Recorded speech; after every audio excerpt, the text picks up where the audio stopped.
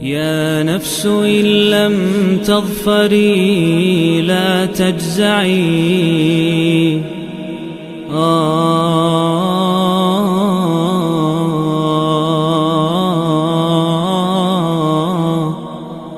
يا نفس إن لم تظفري لا تجزعي، وإلى مواعيد جود مولاك هرعي.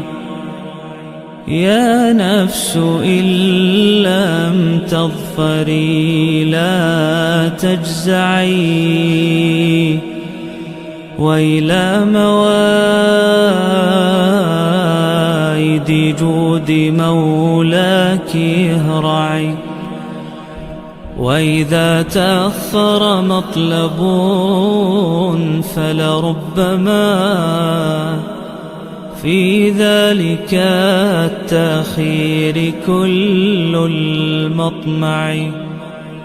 فاستانسي بالمنع وارعي حقه، إن الرضا وصف المنيب الألمع. وإذا بدا من ناطق الوجدان ما يدعوك للياس الذميم الأشنع، فاستيقظي من نومة الغفلات وليكن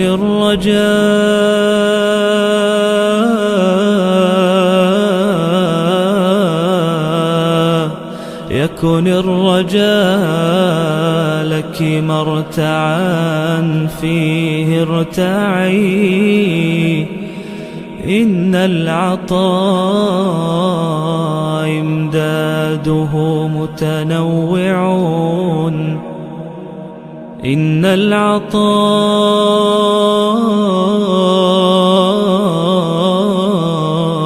إمداده متنوعون. يا حسنه ذاك العطاء المتنوع. وردوا على نهر الحياة وكلهم شربوا، وكم في الركب من متضلع. حاشا الكريم يردهم عطشا وقاد وردوا. وأصل الجود من ذا المنبع، أصل الجود من ذا المنبع. يا رب لي ظن جميل وافر، قدمته وامشي به يسعى معي. يا رب يا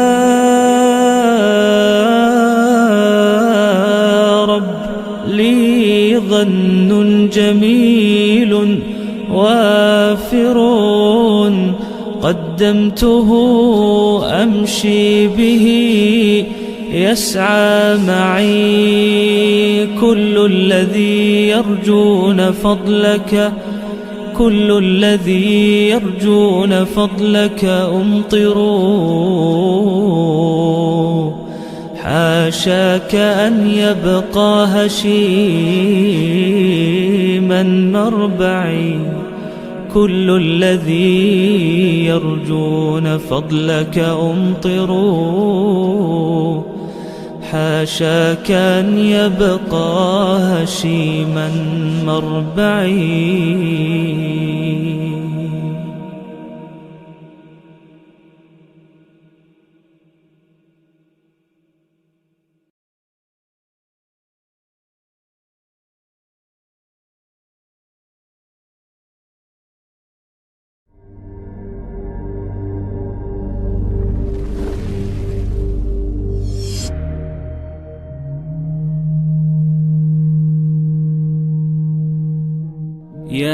نفس إن لم تظفري لا تجزعي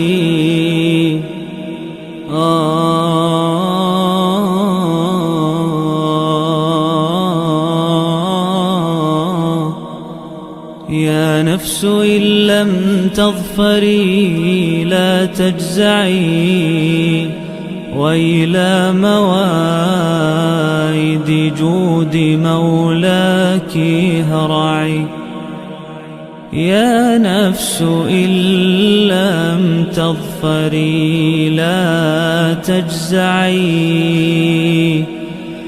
وإلى مواعيد جود مولاك هرعي وإذا Yo, yo, yo. 3, 2, 1. فلربما في ذلك التأخير كل المطمع. Alright guys, welcome back to the live stream. Yes, very surprising indeed. I have some free time and we're streaming again. I think the last live stream was 2 days ago, or something on those lines, 2 or 3 days ago. So I thought that, yeah, before I let again another month pass before I stream again, might as well get into the habit. So today we're streaming again on Sunday night, Thailand time. I think in Europe it is the afternoon. In America it should be the morning. Anyways, it is Sunday worldwide, I assume, by now. Welcome back. Good to see everybody. I see we have some beef in the chat already. Guys, I didn't even get here, man. Let me check. Okay, we have the pedophile allegations as always. We have people hating on Islam. Atheists apparently. Amazing. Nothing new, so everything is the same. Cool. Good to see. It's very interesting to see that people that are allegedly non-religious, that's what we see right now in the chat, even though I don't believe it, are so obsessed with Islam. Let me click on the profile picture. Let me see. Logan's warning. Islam is hatred, he says. Interesting, okay. I don't know why. Maybe hatred towards the polytheists. That could be. Okay, let me click on the profile. Let me see. Go to channel. Logan's warning. Predominantly anonymous stuff and some old Indian guy preaching for Jesus. Ah, that is the Christian Takia here, apparently. He said he was non-religious, but in reality, he's a Indian Christian. Go figure. So, former polytheist, then Jew worshipper, Jews on a stick, and yeah, now he has a problem with Islam. Go figure. Not surprising whatsoever. Okay, Pajit. Calm down. Anyways. Yeah, let's react to Tommy Robinson. I saw a few clips until now. The demonstration, I don't know if it's still on, but yesterday was definitely in Britain. I think in London, right? So the far right is demonstrating to kick everybody out of their country. It's amazing how God humiliates nations ultimately. Listen, I have no issue with any particular nation, don't get me wrong, right? And I have English friends as well. I have no hatred towards anybody in that sense, but a little bit of self-reflection would be nice, right? If you look into colonialism, which was spearheaded by the British, by the Anglo-Saxons, to now complain what is happening to their country, come on, man. If you can dish it out, you have to take it as well.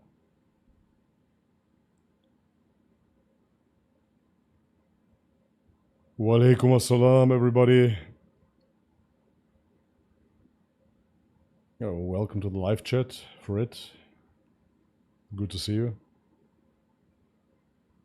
Yeah, anyways, guys, as always, if you want me to react to something specific or you want me to answer your questions, super chats will be preferred, obviously. That supports the channel.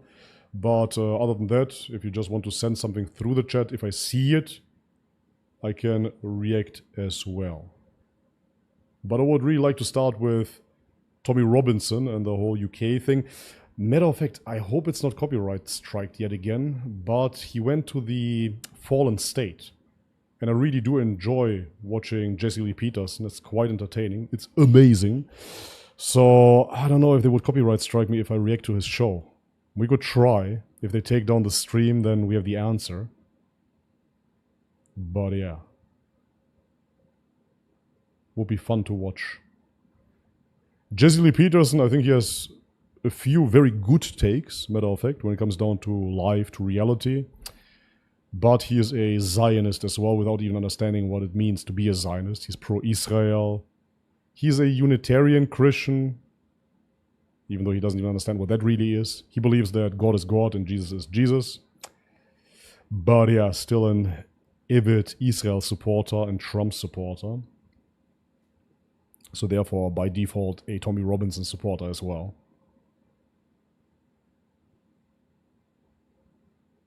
They say England first, then they show Israel and Iran. Show it. Honestly, just send the link and then we can check it out. Logan's warning says Bobby the coward. Why? Why am I a coward? Because I don't worship a Jew on a stick? That's not fair. That's rude.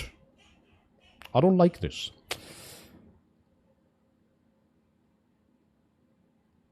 Run, Bobby. Where? I just got here. Where should I run to, man? I just got here, man. I'm sitting very comfortably, actually. Why should I run? Debate. Who? Where? When? What are you talking about? Bobby, did you see your Balkan brothers? Bulgaria won the Eurovision over Israel. Yeah, I saw a quick clip, but man, come on. There's nothing gayer than the Eurovision Song Contest. So I didn't watch it, obviously. My mama watched that stuff. Always. She loved that. Like any Balkan mom. But yeah, I didn't watch it. And I couldn't care less. However, what is very interesting, of course, or should be interesting, at least, is that we are talking about the Eurovision Song Contest. Yeah, we're talking about European countries participating and singing fruity songs, very zesty songs. And somehow Israel is in there as well. And is the runner-up, right? Strange, that is. Why is Israel a European country now? Very, very interesting indeed. Nobody ever wondered that, even back in the day.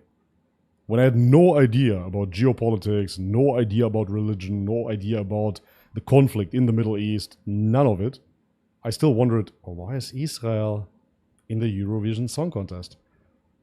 Yeah, very, very strange. Anyways.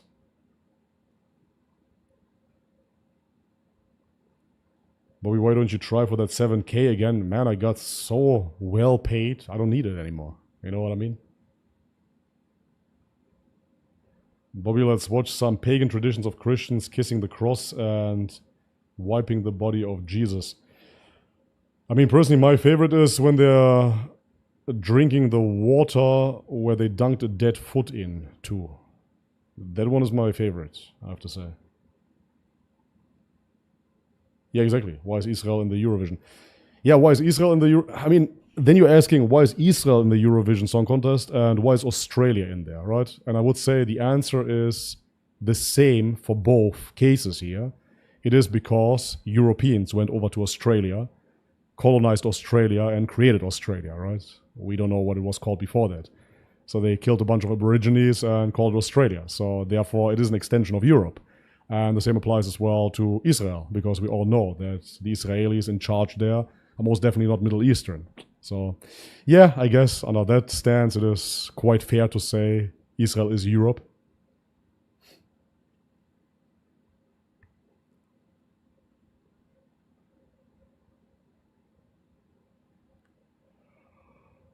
You sound ill. Yeah, I'm a bit under the weather. Actually, quite a bit, to be totally honest. I think I'm the prototype for the new Hunter virus. Yeah. Yeah, I was very sick for 2 weeks or so. But it's clearing up, slowly but surely. Anyways. Walaikum assalam. Mother of God, son of God, something came out of a pagan fairy tale. Yeah, pretty much.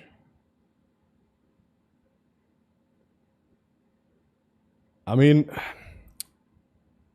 I understand that people try to win their positions and therefore they will focus on certain small aspects in faith, in religion. But why wouldn't we just concentrate on the main aspects of religion first before we dive any deeper, right? So, yeah, Christianity, they worship the so-called Father, Son, and Holy Spirit, which are allegedly all God. And the Son is just as much God as the Father, but the Son has an incarnation. And they're co-equal. But you cannot be co-equal if you have two different experiences. I mean, I don't want to sound all new agey and spiritual, but if you really think about it, this life is an experience, right? And so therefore we are gathering experience throughout our lifetime. Personally, as humans, as souls, if you want to call it that, fine.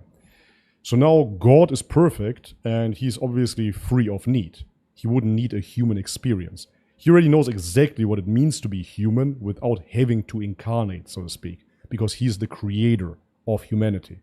So for God, his knowledge is everywhere. He understands everything in detail. He understands how every organism functions here completely, better than the organism itself, right? He knows us better than we know ourselves.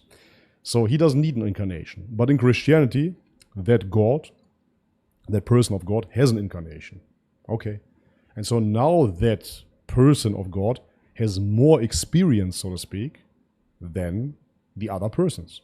That's just what it is. And then you cannot tell me that they are co-equal.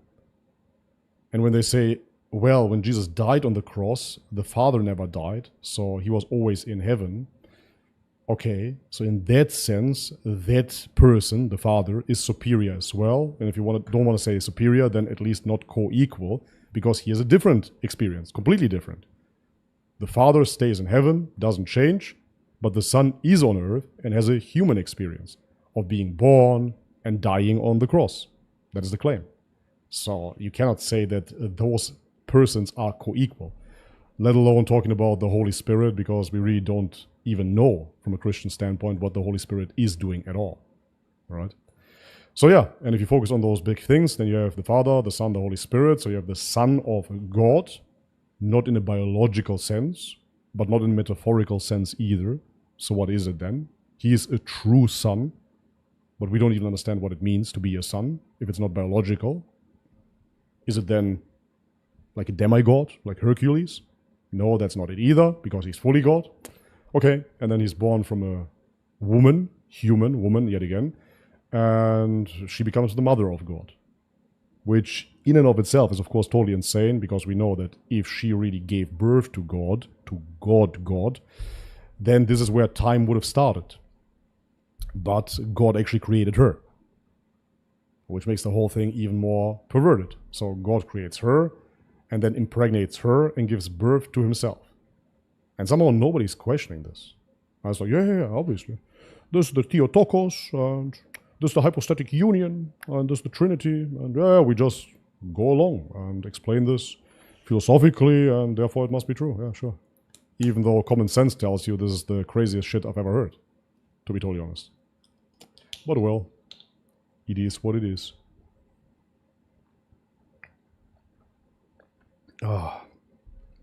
Okay. Thank you very much. Dawa Trucker, good to see you, bro.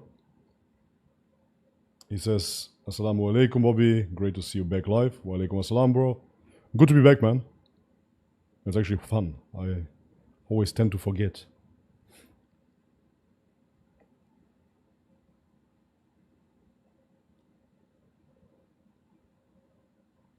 Okay. Opinions on Chad the Builder situation. Yeah, listen, I wasn't familiar with this content or anything like that. I don't watch stuff like this, but matter of fact, kind of interesting as well, right? How that works. Just a few days before he went to jail, out of a sudden, his stuff got recommended to me. Which for me is kind of, too coincidental in a way. Why does it happen like this? You know what I mean? I had no idea who that guy is. I never watched this content. And then all of a sudden, it's all over my feed on Instagram. And then a few days later, he ends up in jail. So was the whole thing essentially made to put him in jail? Could be. Could be, but that being said, the way that he behaved, man, honestly, it's absolutely retarded. So I am not some neo-nationalist. I'm not a racist either. I found his behavior despicable without being like a liberal leftist either. It just, he was accusing black people of chimping out, right? Oh, look at them chimping out. But he was calling them nigger, right? On live stream in front of everybody, and he was carrying a gun. So he was going out and he was provoking. That's just what it is. So if you go out and you throw racial slurs like that, what do you expect will happen? Any nationality, any ethnicity. So if I go to Cologne now, in Germany, and I go to the Turkish quarter, and I start insulting everybody and call them names, Kanaken, it would be called in German, derogatory term for foreigners, or black-haired foreigners, what will happen? After a while, I will get into a confrontation. And so now, in America, where you can carry weapons, it gets even more dangerous, right? So, what was the saying again? Play stupid games, win stupid prizes, something on those lines. That's just how I see it. So, is there a video out? We can watch it, man. Let me check. From all I know is that he tried to shoot the guy, and then he did shoot him indeed, but he shot himself as well, something on those lines. Let me check. We can check that out and watch it. But yeah, long story short, for me, rightfully so. I saw one clip that I got triggered. I got re-triggered. Nah, I just found it extremely disgusting. So there was a white guy, and he was walking down with his girlfriend, or wife, who knows, and she was black. And Chad the Builder, whatever his name is, was holding the camera like so, right? And then the white guy saw the camera, and he just waved, hey, and kept on walking. And then this Chad the Builder guy says, yeah, get a white one next time. Like, why do you date black? Something on those lines, right? So, what the fuck is this, man? Honestly. Disgusting behavior. So, yeah.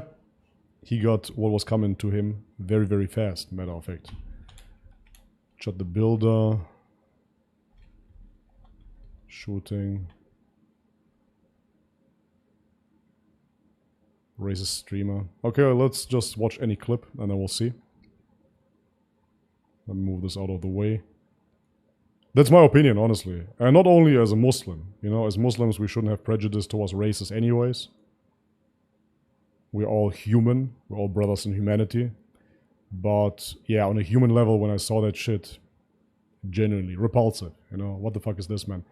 You don't approach a couple in general. You know, they have no manners, man. Like, no dignity. If I see a couple walk past me, I'm not looking at the girl, I'm not talking about her. Have some respect, man. You know, there's another man with this woman. Repulsive crap. So I really hate this streaming culture, this IRL streaming culture where they just run around and do stupid shit like this. So yeah, now he got what he deserved. Absolutely. 1 second. Okay.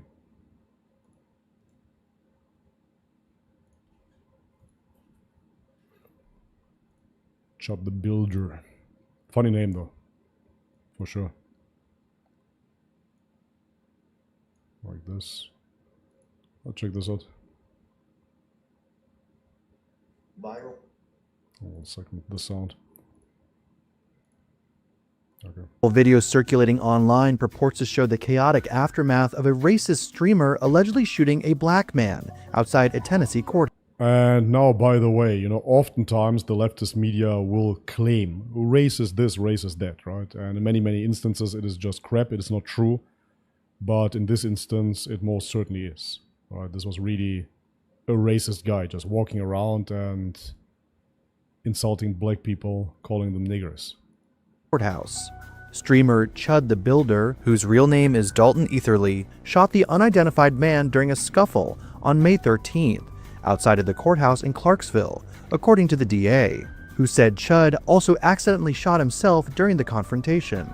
The 28-year-old has amassed an online following by filming himself spewing vile racial slurs, such as referring to black people as chimps and openly saying the N-word to get reactions. In footage captured by Clarksville Now, either... And that's really what it boils down to. It is just reaction-seeking content, of course. Like, what really do you try to accomplish here? If you have any issues with black people living amongst you, which is insane, truly, as a white American anyways, it doesn't make any sense whatsoever. It is really like a mind virus, you know? This European Western mind virus that's spreading everywhere. They just wake up one day and realize, oh, America ain't white no more. Yeah, dude. It never really was. Yeah, but the founding fathers. Yeah, okay. There was a brief period in time, and then to build America, not only slaves were used first, but then later on, Italians, etc., you name it. So it was always the New World, a country of migration. That's just what it is. It's not Europe. And what exactly will you accomplish by running around and, yeah, calling black people the N-word? I really don't get it, man. Maybe I'm just too European. Eatherly could be seen tended to by first responders at the scene, where he began streaming his interactions following the alleged shooting. Eatherly can be heard blaming his gunfire on the other man, who was black according to witnesses, saying the man confronted and threatened him over his vile online content. He said, you start saying all that chimp out shit to me, I'm gonna hit you. He hit me, started wailing on me, even after I had to defend myself by shooting him. He's still wailing on me. Elsewhere in the 16-minute clip, the streamer can be heard asking authorities if he shot himself amid the scuffle, noting a graze on his arm. The victim was medically evacuated and is recovering in stable condition, officials said. The mustached antagonist was supposed to appear at the court for a civil case over unpaid debts, which comes just days after he was arrested for allegedly refusing to pay a $400 restaurant bill, even after he polished off his entire meal.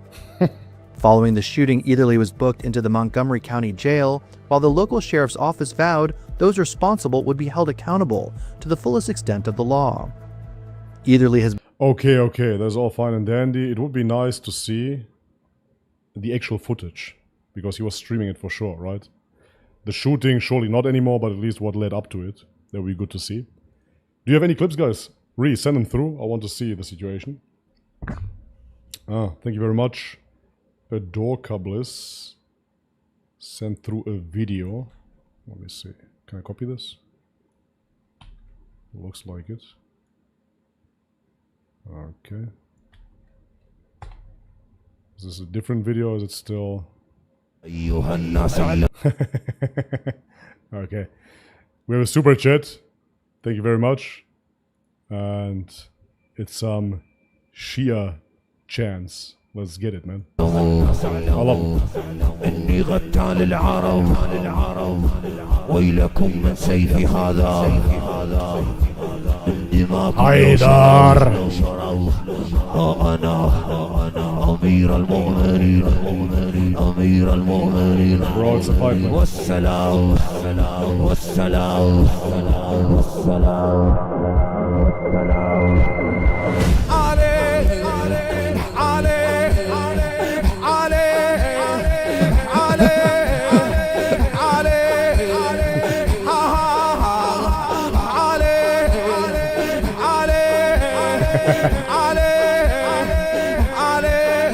Let's go.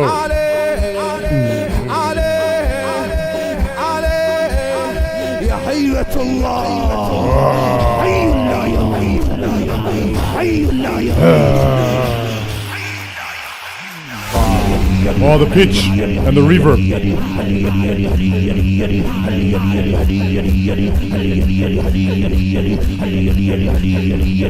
Honestly, this edit is the hardest so far, man. Sheesh.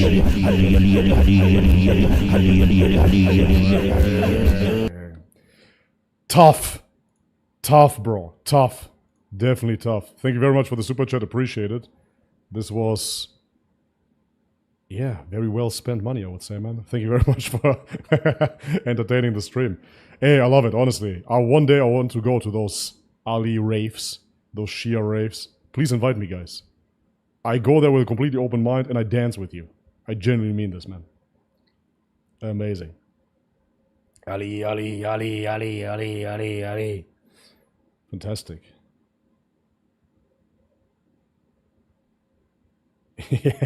Yeah. This was Iran for the Eurovision Song Contest, by the way. Yeah. Amazing. Ugh. Chad is an Orthodox Christian. Is that true?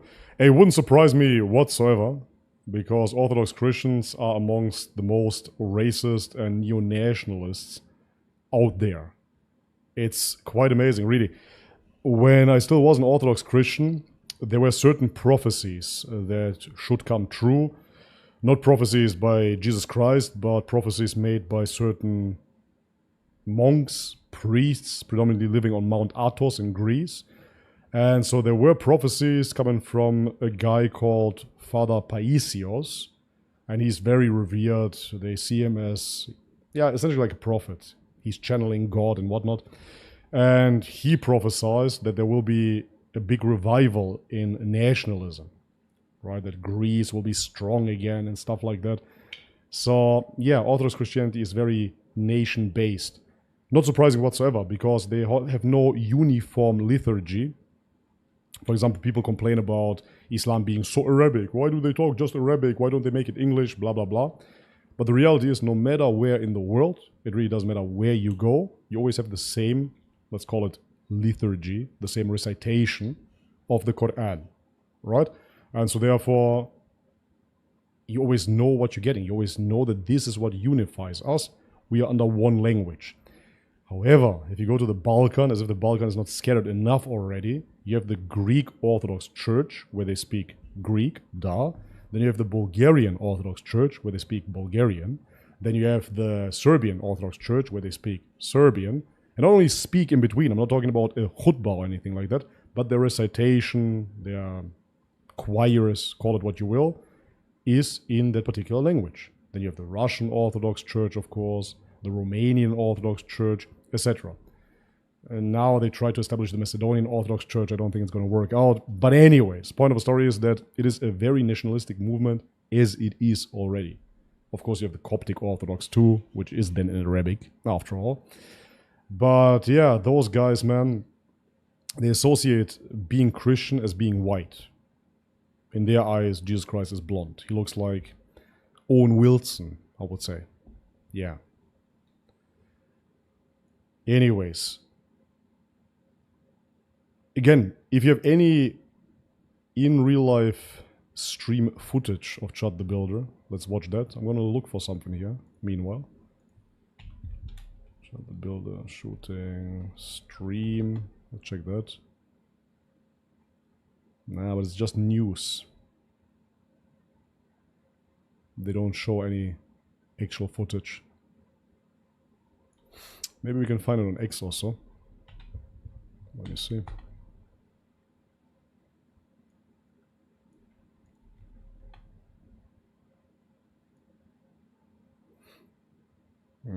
Nope.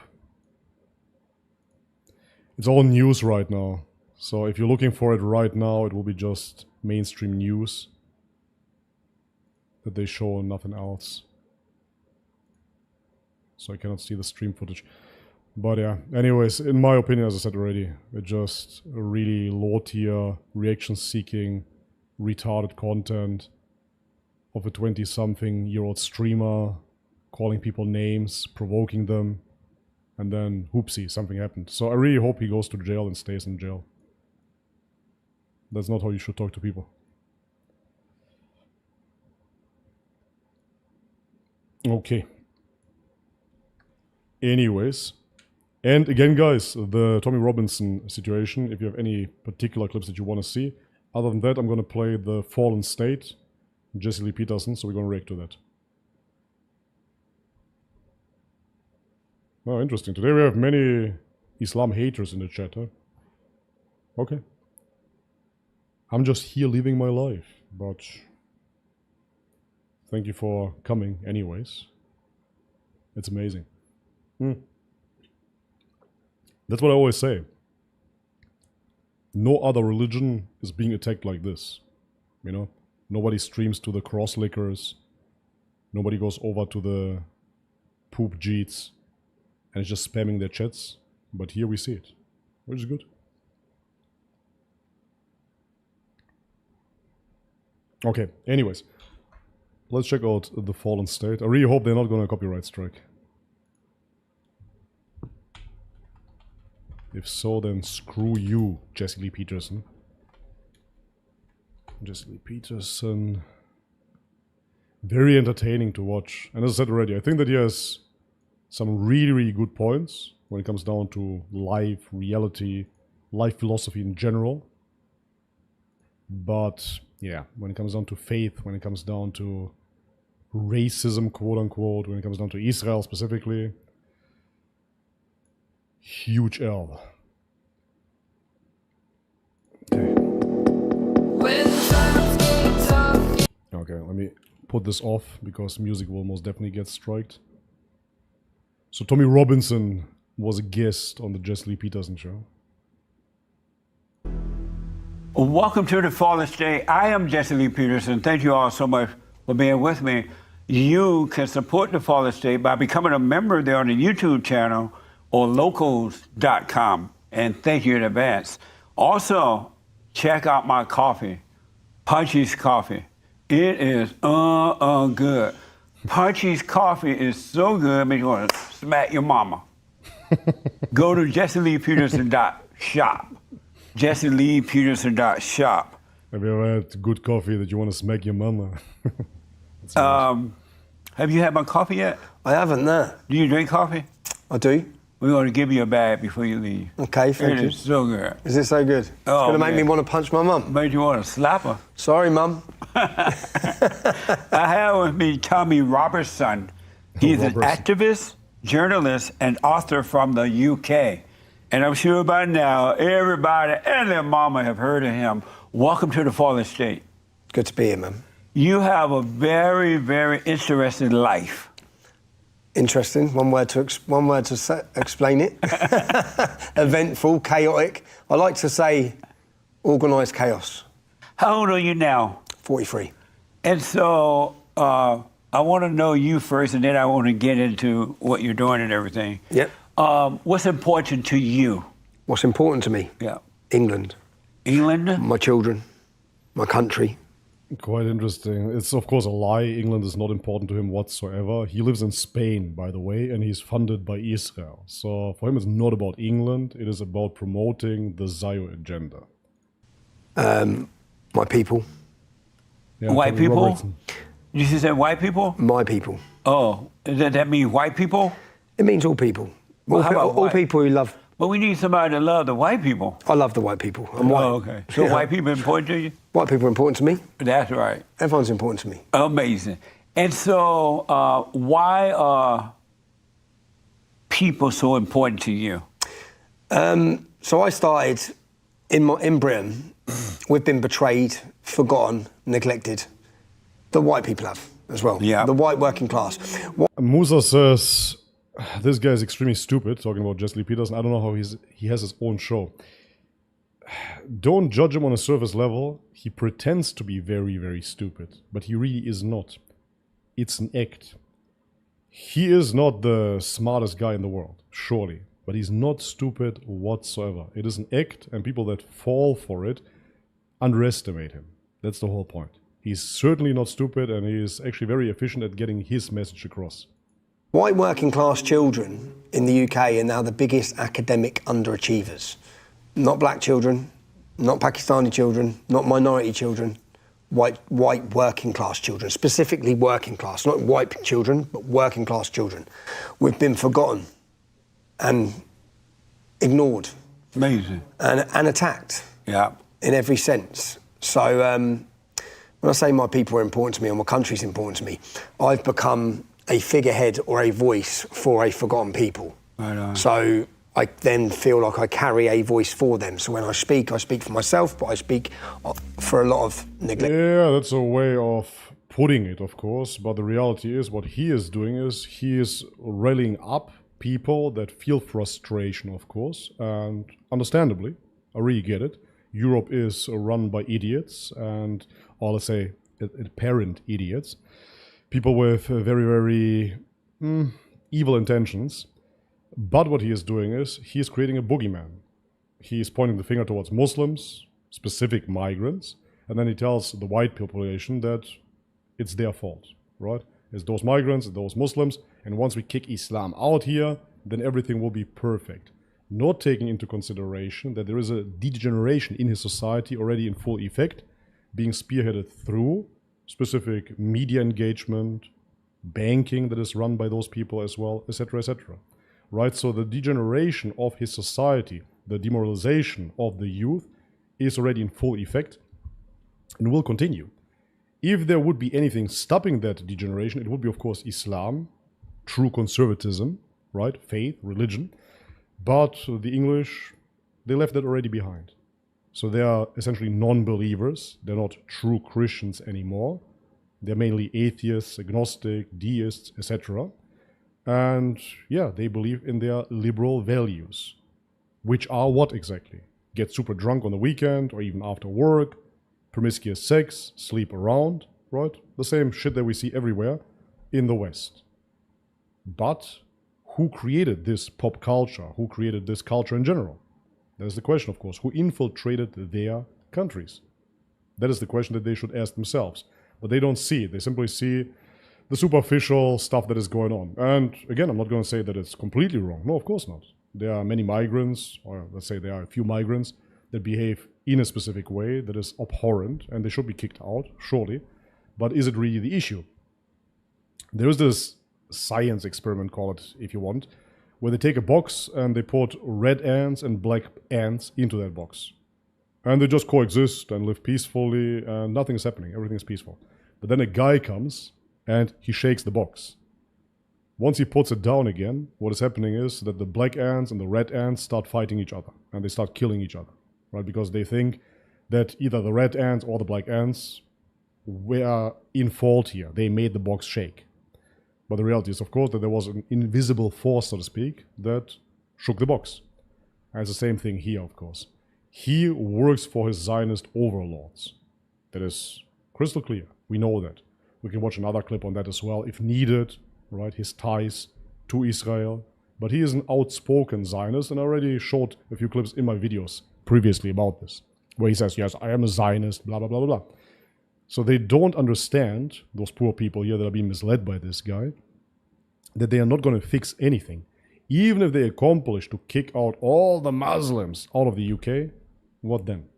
What then? They will still be ruled by that Zionist scum, and their morals, the fabric of morals, will be further degenerated. That's just what it is. Neglected and forgotten people in Britain. And are you a Christian? I am a Christian. I wasn't always a Christian. So what now? I am a Christian, yeah. And why? Why? I was brought up as a Catholic by my mum. My mum's a devout Catholic. But then I lost faith in the Catholic Church. I actually despised the Catholic Church in the end. Why? The paedophilia that they allowed, that they hid, that they covered up.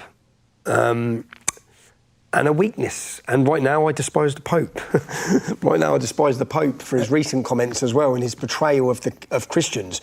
But I will totally understand this. I think the Pope is a joke as well. I really don't understand how anybody can be a Catholic.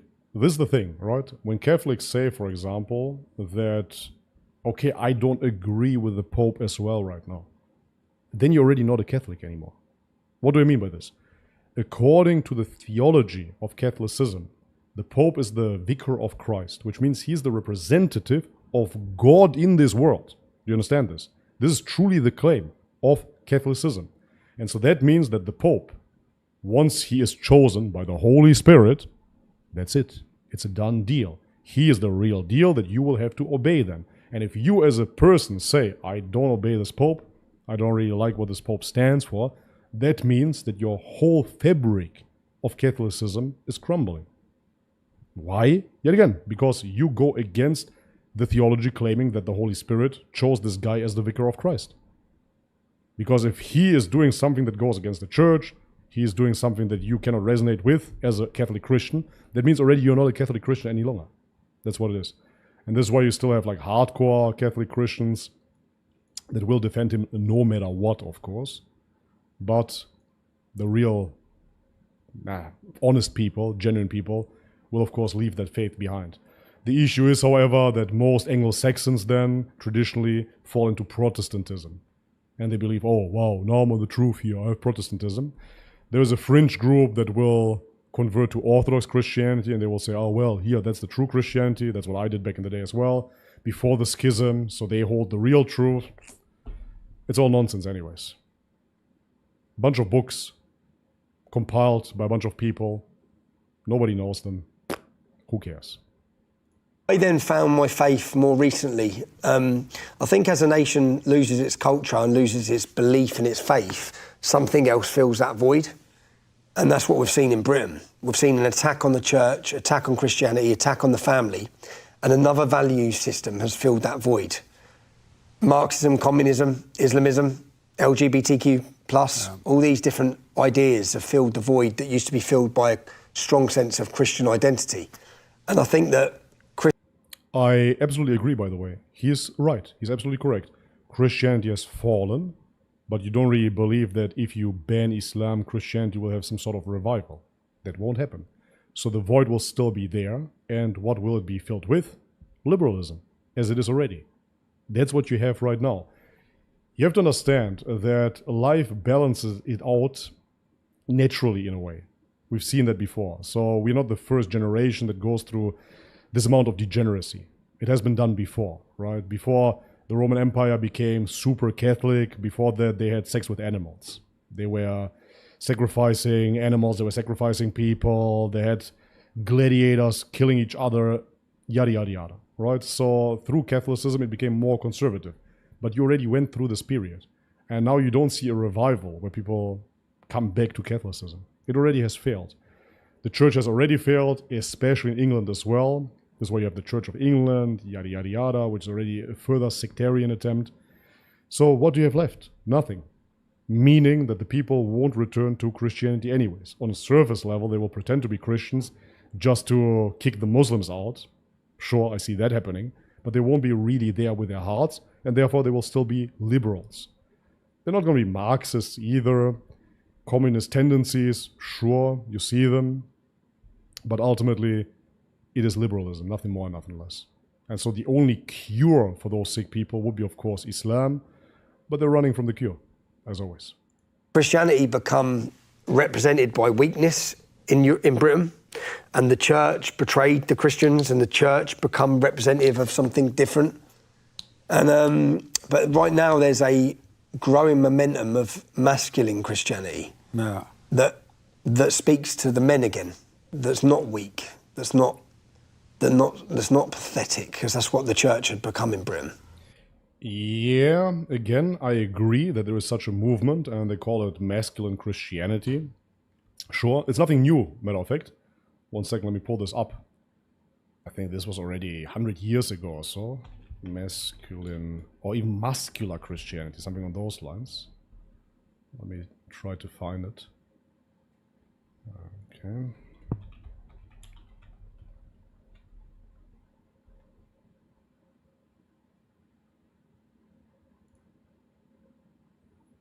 Exactly, this is it. I hope you can see this. So this was called muscular Christianity. Muscular Christianity is a philosophical and social movement that promotes physical health, athleticism, and robust masculinity as integral parts of Christian faith and character development.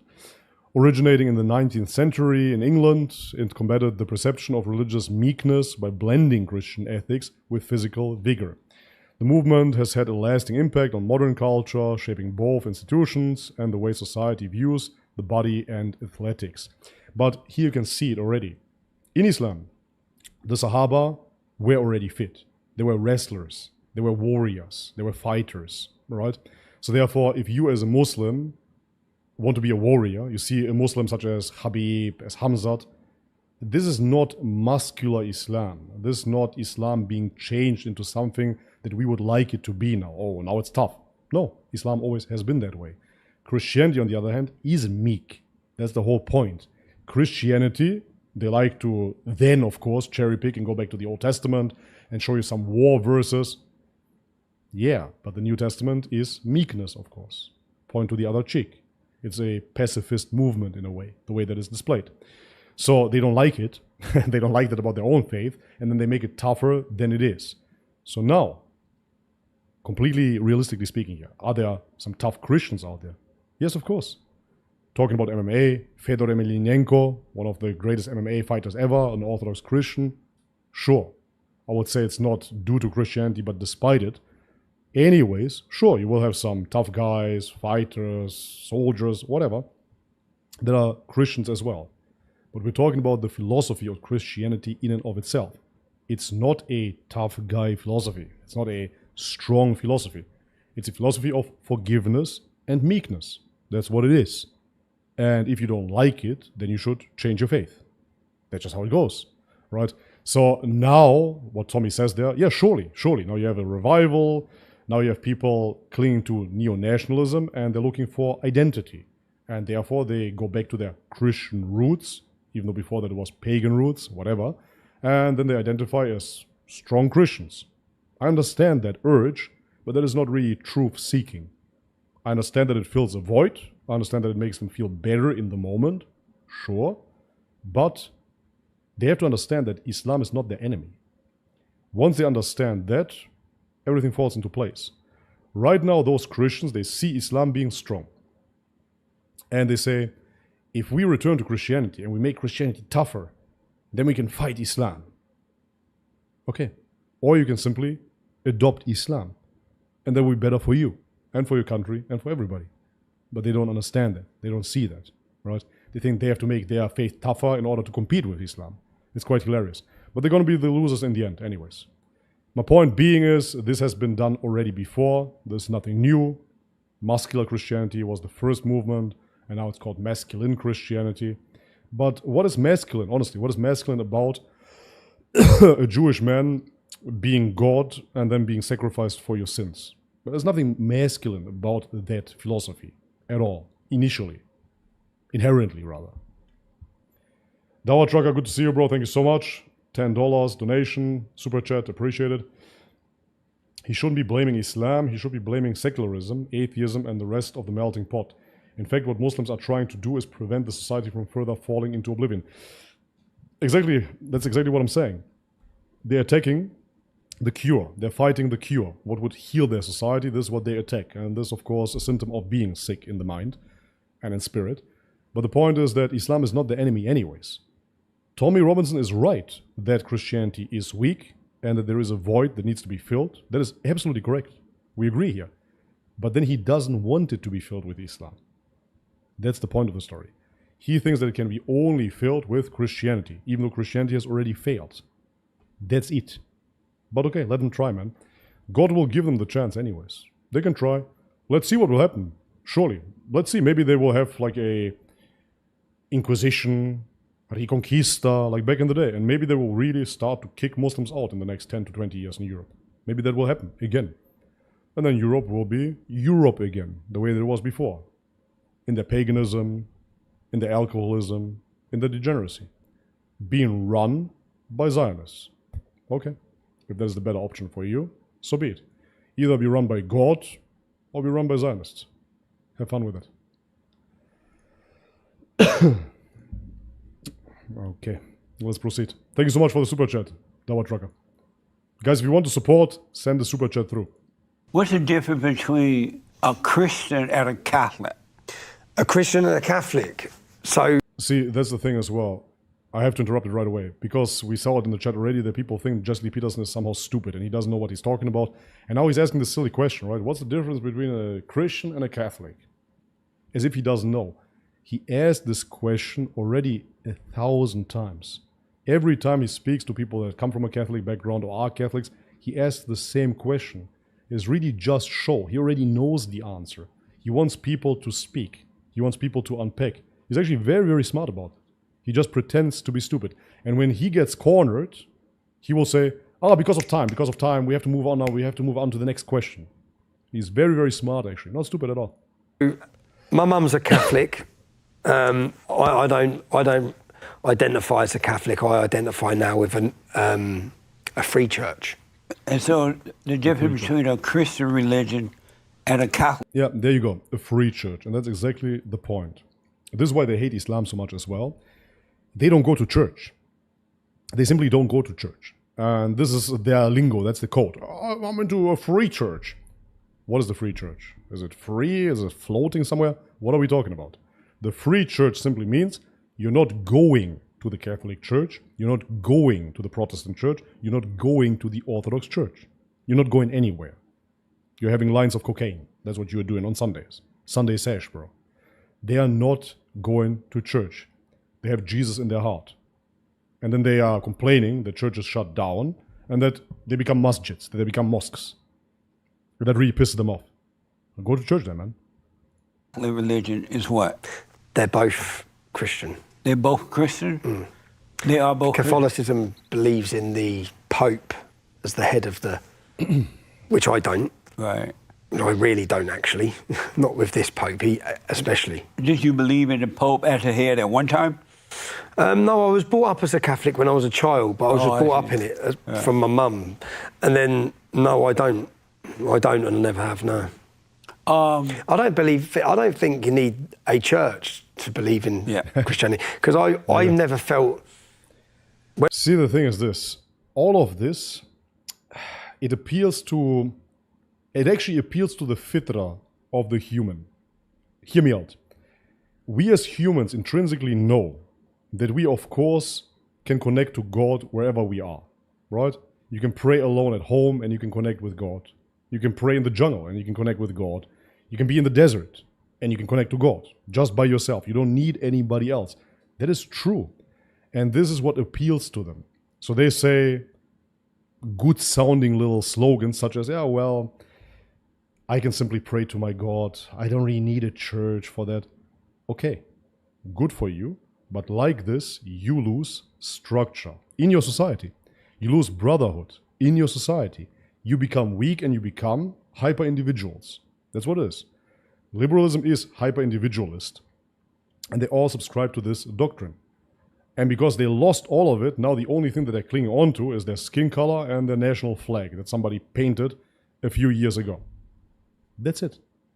That's the only thing they can cling on to because they don't go to church together. They don't have this understanding of being one body, being one church. They don't have it. It's lacking. And I understand that because back in the day when I was a Christian, I saw that too. But then once you become a Muslim, you see how it works together. I was so shocked when I went first time to Jummah. I couldn't believe it, man. It wasn't Thailand, right? You would think, well, Thailand, Buddhist country. Man, the masjid was so full and still is every Friday, alhamdulillah. You see people praying outside. I know that for many of my viewers, this is not surprising whatsoever, but for me, it was shocking. I couldn't believe this. How is it so full on a regular Friday? And I was convinced, oh, maybe it's some sort of holiday that I don't know of, right? I'm just looking into Islam right now, so it must be something special, a special occasion. But it was no special occasion whatsoever. It was just a regular Friday, just regular Jummah. It's so packed. I've never seen a church so packed, right? And it is due to their mindset. So this is the mindset of the Christians, of people that adhere to Christianity partially. They cherry pick what they like. Maybe they like to celebrate Christmas. Oh, that's fun. They're so stupid. Honestly, the look on his face right now tells you everything you need to know about this guy. This is his IQ. That's really what it is. How can you complain about it? This brotherhood, this unity, you give up because you believe you can just pray by yourself. Again, it adheres to our fitra in the sense of that we can connect to God like this, but at the same time, and this is why Islam is so beautiful and so perfect, we are called to build this strong unity in our ummah. We should connect, and this makes us strong. It is very, very simple. The reason why Zionists have power as well is because they create internal business structures where they all cooperate. Right now here in Thailand, the big issue with Israelis. They go over to Koh Phangan, to an island, small island, right? And then they take over. They open up Israeli restaurants. They open up Israeli scooter rentals, motorbike rentals. They open up Israeli clubs. They open up Israeli schools, open up Israeli kindergartens even, right? And so now Israelis go to that island and they don't spend money in local establishments. They just spend on other Israelis. You understand? So it is like a virus. They go over there and they just take the money circulating only in Jewish hands. Very, very smart. That's how you should do it. That's how you will progress as a people. I have to give it to them. Respect where respect is due. That is very, very intelligent. But the Christians don't do that. The Christians, they really don't support each other whatsoever. And I saw that in Macedonia as well. The Albanians, which are predominantly Muslim, They support each other's businesses. The Macedonians do not. Then you cannot complain. If this is your worldview, where you don't have to go to church, then you cannot cry about the churches closing. Very, very simple. When I look at the church leaders, I feel so detached from them. I don't think they've modernised with time. I don't feel much in common with the church representatives in the UK. Did he just say they didn't modernize over time? Yeah, you stupid idiot. First and foremost, they did modernize, of course. And if they further modernize, then you don't have a church, then you have liberalism yet again. That's what you have. And that's what you want. They just follow their own desires. This guy just wants to snort cocaine and drink beers. And live in Spain. He just wants a holiday. That's all. And worship his Jewish leaders. Simple. Amazing. And so, Christianity, right? Christian. But I've noticed that Christians are weak. And they are no different than the Catholic Church in that they have fear, they don't speak up, they don't have love. What's the purpose of being a Christian? And I am a Christian, but what's the purpose of you being one if they're afraid to? They don't speak up for the white man. They don't speak out against the attack on white people. They'll do it for everybody else. Yeah, they do. But they would not stand up for white people. Why be a Christian knowing that they're weak? I don't think it's Christians that are weak. I think the representatives. That's actually an interesting question. So, yet again, Jesse Lee Peterson is a Christian himself, but he asks him, why be a Christian if Christians are weak anyways? Why do you want to belong to Christianity? Good question. Of Christians have become weak. Christianity isn't weak. It wouldn't still be here if it was weak. Right. Christianity itself is not weak. Yeah, right. It's not weak. The Crusades weren't weak. Yeah. And that's all they got. But first and foremost, yeah, the Crusades were weak because 90% of the Crusades were lost anyways. So pretty weak. But moreover, the Crusades, from which stance, from his perspective, the English Christians, if you want to call them that, went down to Jerusalem and they got through the Balkan. On the Balkan, they started massacring the Orthodox Christians. So, yeah, super strong, man. You've been killing other Christians as well. Fantastic. We need to refine our identity again and our faith and our strength. And I said, I always struggled with Christianity for that point it was weak. And then when I met a pastor when I was in prison, and I asked him, when Jesus said turn the other cheek, what did he mean? Mm-hmm. He said he meant hit me like a man. I can relate to that. That's not weak. We hear so much. Yeah. Okay. Yeah, that's what the pastor said in prison, and that's what it means. But it doesn't mean that whatsoever. Actually, you know what? Honestly, let's get into the church fathers. Let's look this up. For real. Yeah, let's look this up. Matter of fact, here, guys, I don't know if I have any mods in the chat. I think I do. If it gets too repetitive, if people are spamming too much, if there's just, whatever, too much infighting, feel free to ban them. After a while it gets boring, of course.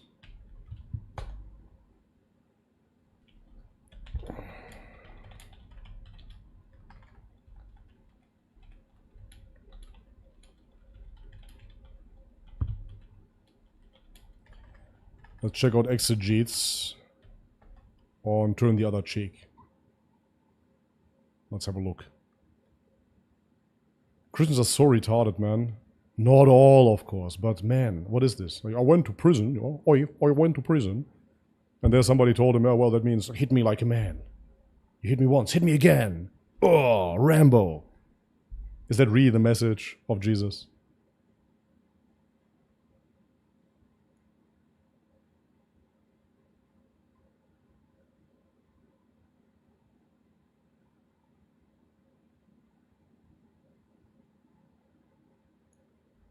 Let me see if I can find a source. I think it's cigarette time.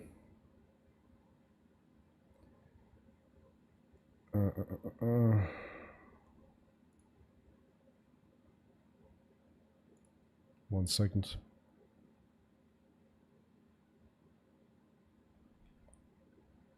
I think that's Thomas Aquinas over here.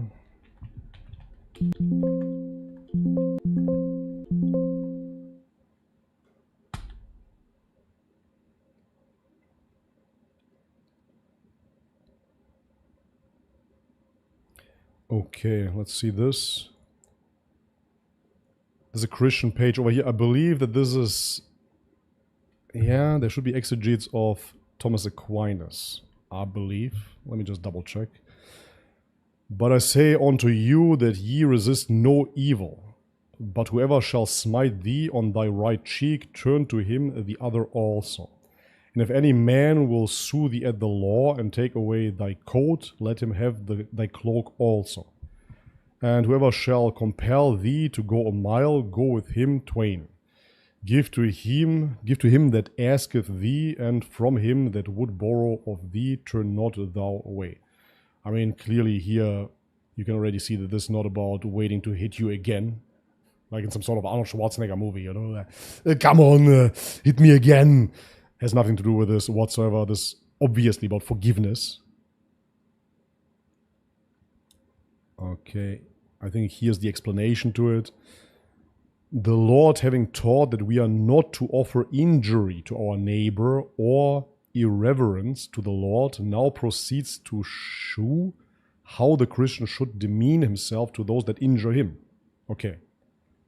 This law, eye for eye, tooth for tooth, was enacted to repress the flames of mutual hate and to be a check on their undisciplined spirits. For who, when he would take revenge, was ever content to return just so much harm as he had received? Do we not see men who have suffered some trifling hurt, straightway plot murder, thirst for blood, and hardly find evil enough that they can do to their enemies for the satisfying their rage? So here you have it as well. The church fathers are explaining that back in the day, from the Old Testament, you had eye for an eye, tooth for a tooth, and this was for people that were bloodthirsty. Those people wanted revenge, but this was a undisciplined spirit, right? And now a new law has come, and now you don't need it anymore, right? Now you're much more loving, much more forgiving, etc. Anyways, where's the super chat? Thank you very much. 1 second. Bro, I'm streaming. Don't call me right now. Salam, Bobby. Assalam. Any chance you react to anything German today? I donate big too. It's only 30 minutes and truly once in a lifetime stuff you will hear. I appreciate the donation offer and I would like to do it, but if I react to a 30-minute German video, it would take me an hour, essentially, at least, and nobody would understand it, bro. So, yeah, appreciate it. Thank you very much. The thing is this, I do have a second page. Look it up, Bobby's Perspective, Deutsch, or DE, or something like that. I upload once every 3 months or so, very, very rarely. Ich bin wirklich sehr faul, verdammt. But I would like to react to videos as well on a stream. Would make my life much easier. So maybe in the future, inshallah, I can do something on the German page, on the German channel. But here, yeah, okay, let me put it this way. Wait a second. Can I do a poll? I don't know if it works. 1 second.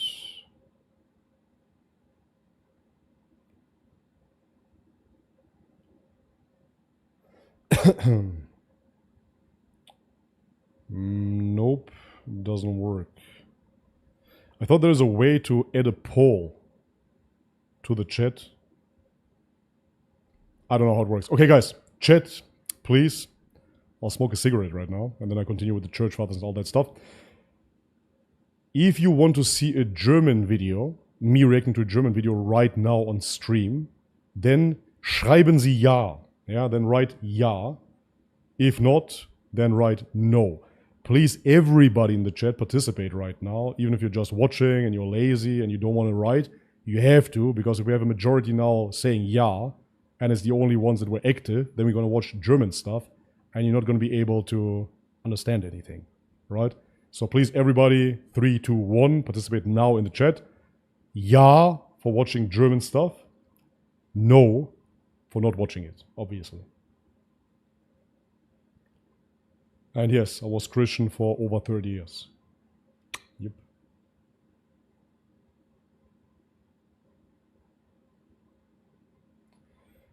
David, that's amazing, says, Bobby fears Christianity, so he slanders it. Bobby must beg Jesus, who was born a Jew and is God, to heal his deceased soul. Yeah, that is, to me, very disgusting. He was born a Jew and he is God. Okay, bro. Okay, Goy.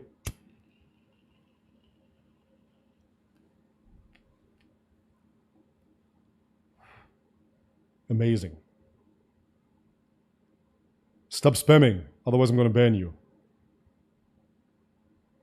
Because I cannot see who's posting what. Okay, we're gonna put you on timeout.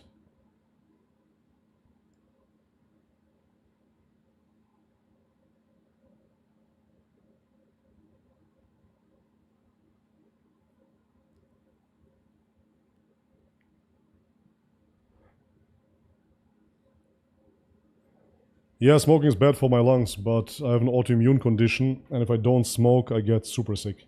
So, that's what I do at the moment. I made a video separately on that as well.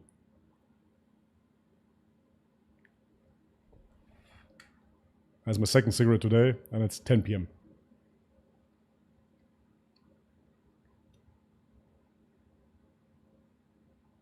Okay.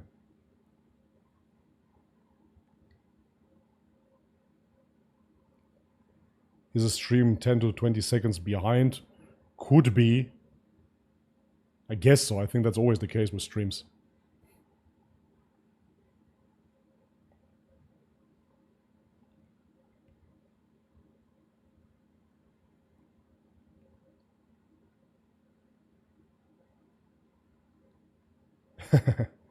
The greatest story never told, huh? Yeah, yeah.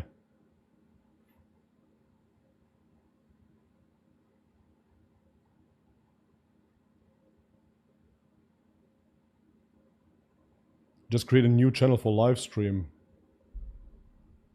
Maybe not a bad idea, to be totally honest, because I'm shadow banned anyways. So, yeah. Could do, honestly. Why not?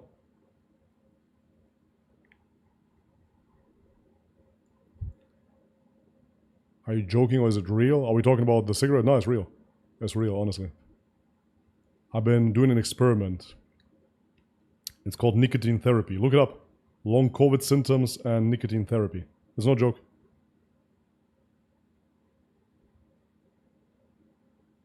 I mean, did you notice I was coughing before I started smoking? Right now. And now I'm smoking and I'm not coughing right now. It really helps me ease my autoimmune issues. It is what it is, man.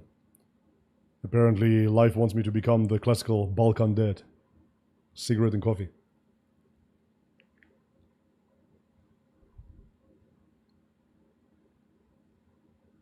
About the Iblis question,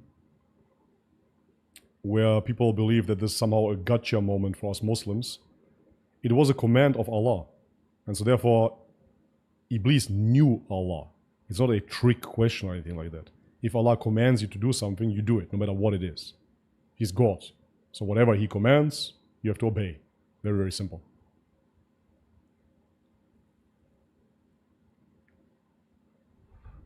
Anyways, there was not enough Yas, so no German content.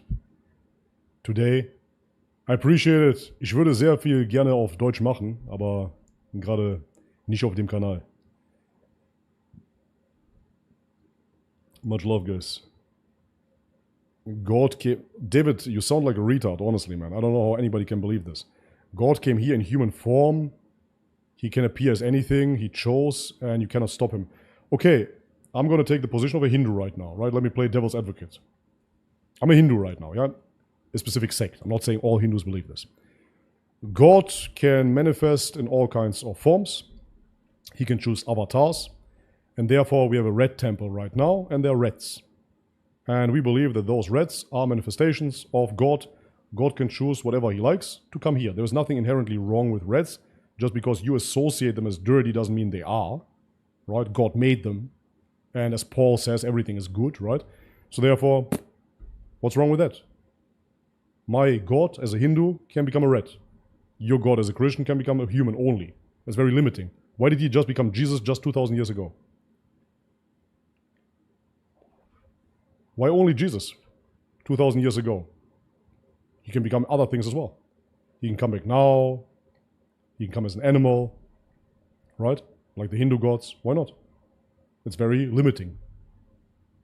See the logic here? Christians always will proclaim how great their God is because he can be a human. Wow. Big party trick. Amazing. My God, Allah, created all humans. He doesn't need to incarnate into a human. What's the point? Makes no sense whatsoever.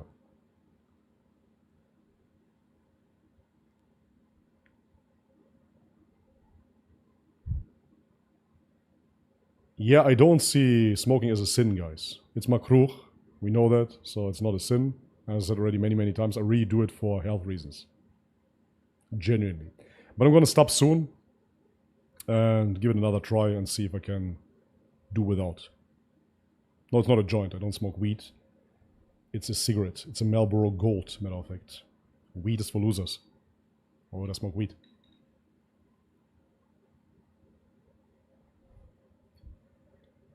Only Jesus came back from the dead to prove who he is. Okay? How do you prove who you are if you come back from the dead? You know, there are many stories in mythos where people come back from the dead, where they defeat death. It's not unique to Jesus, especially not in the realm of Greek and of Egyptian mythology. So, not very convincing to me.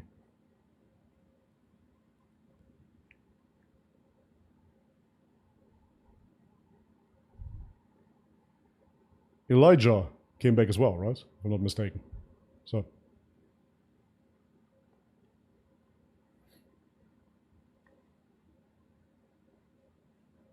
Yep. Anyways, it's not so unique. And when people say, oh, Jesus was born with no father on earth. Yeah, okay. Adam had no father, no mother. By that logic, even a greater miracle.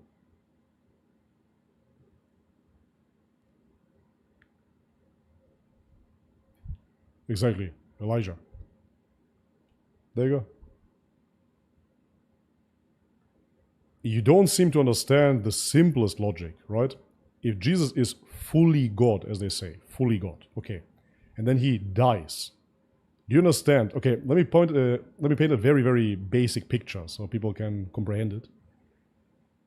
If God is the source, similar to, let's say, a generator, right? Just to put it into human terms here. We have a generator of electricity, okay? And there is a city that is tied to the generator. And so the reason why the city has light, why the city has ACs, why the city has heaters, why the city has internet, why the city has TV, etc., is due to that generator. If that generator dies, there is no coming back. You understand? There is none anymore, especially not if the generator created himself. That goes beyond the example, but you catch my drift, right? So if the generator is gone, the whole city is gone, man. And we're talking about a generator that no human being can repair here. Some metaphysical generator, right? God is the sustainer of reality. He is the creator of reality. If he truly died, who can bring him back to life? If he is dead, that makes no sense at all. And that's why you have to split him into 3 parts and blah, blah, blah. I know it's not parts, because that would be a heresy. How does he do it? It's completely illogical. If God is gone, everything is gone. Reality would cease to exist.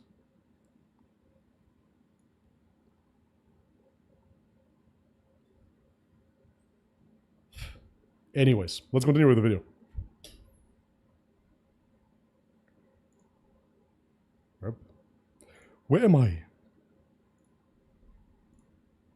Here. It's so simply debunked. I don't understand what people don't see about it. I really don't get it. Jesus said, turn the other cheek. In other words, it's a sign of weakness, whereas it wasn't a sign of weakness. Right. And I think but for too long, what's become representative of Christianity, or the Church of England, especially in Britain, is total weakness, total cowardice. I got invited, when I was leading the English Defence League, I started my activism in 2009, which is what people become known for, which was a large group of mainly white English working class men who took to the streets in opposition to Islam and the rapes and the problems coming from the Islamic community. And we weren't weak. We bore the symbol of the Crusades, of the Knights Templar, That was our emblem. And we were men who were not going to back down and weren't going to be beaten into submission. And when I was leading that organisation, I was invited by the Church of England, a bishop, for a meeting with the leaders of the Deobandi sect of Islam in Britain. And they called this meeting, and because there was lots of clashes going on the streets. We were hitting towns and cities with 5,000 men, 10,000 men. When we'd go to a city, young Muslim gangs would come out and there was clashes going on. And we were fed up of being silenced and fed up of being ignored and fed up of our daughters being raped and fed up of Islamic gangs and jihad and hate and hostility and violence, fed up of all of it. So... Yeah, okay, but he speaks about a specific sect of Islam. There's some Deobandis, right? And again, I wouldn't even go against his claim that there were some Pakistanis misbehaving, etc., etc. This is most definitely something that they should tackle. But then to make it blatantly about Islam alone is false. Our final straw was on the street. That's where we went to the street. But the church leaders called me for a meeting, and this is the problem with the church. They said, right, they brought in, and the mufti who was speaking had just been preaching at the Golden Dome Mosque in Jerusalem. And before we went in, the Bishop of Pontefract, so underneath the Queen was the bishops, and the Bishop of Pontefract was the man who organised this meeting. And before we went in, he said, MI6 see these men that you're about to meet as the future leaders of Islam in Britain. So, okay.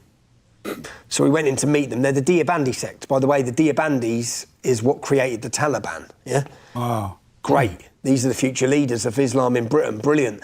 But when we went in, it was a clear the air. So they said, tell us why you're angry. So I told them in no uncertain terms why we're angry with what's happening in our country. The church leader said, listen, what we're doing is we're trying to bring the Muslim community and the Christian community together. With a super chat, thank you very much. Zoom party, good to see you, bro. He says, salam. 1 second. It disappeared. 1 second. I have to pull it up on my phone. He says, salam, I know a lot of Balkan imams who smoke and drink coffee. Ha ha ha. MashaAllah. Also, how do you think the Christian world got brainwashed on Jesus? Yeah, so first and foremost, I don't know if mashallah or not, but that's just the Balkan. Yeah, it's completely normal to smoke cigarettes and drink coffee. We grew up with that stuff. My grandfather started smoking when he was 5 years old, which is crazy. My son is 5 years old. Smoking at that age, I can't even imagine. But anyways, that being said, how did the Christian world get brainwashed on Jesus? I mean, we already know the story, right? We know that the Christian world in and of itself is not the initial followers of Christ. They're not the initial followers of Christ. This is a Roman state religion instated by Paul. Do we have 100% consensus now that he worked for the Roman government? Well, we don't know for a fact, but it certainly looks like it. And yeah, the rest is history, of course. We know how the majority of letters in the New Testament are written by Paul himself. It's not a religion of Jesus, but a religion about Jesus, about their version of Jesus. Similarly, which was quite surprising to me as well, when I was looking into Buddhism, I saw that Buddhism wasn't really the path of Buddha alone, but it was a religion about Buddha too. And this is most religions, ultimately. They make it about a person and not about the true path that person walked, all right? So therefore, yeah, how did they brainwash them on Jesus? Just like that, instated as a Roman state religion, persecute everybody that's a heretic, everybody that wants to adhere to their previous nature religion, pagan religion, call it what you will, and then simply promote that. Very, very simple. It was an organized state complot. How did everybody become liberal now all of a sudden? The thought patterns that liberals hold nowadays would have been considered insane just 40, 50 years ago. People would think that those are crazy people. But now, most people think like this. Honestly, if you go into any Western country and you talk to even boomers, right? Even people from that generation, and you ask them if somebody wants to go into marriage as a virgin, what do they think about it? German people will tell you that you're crazy. Honestly, like 60-year-old German people will tell you that you're crazy. That's completely normal, that you should have fun first. You should go out, you should have sex.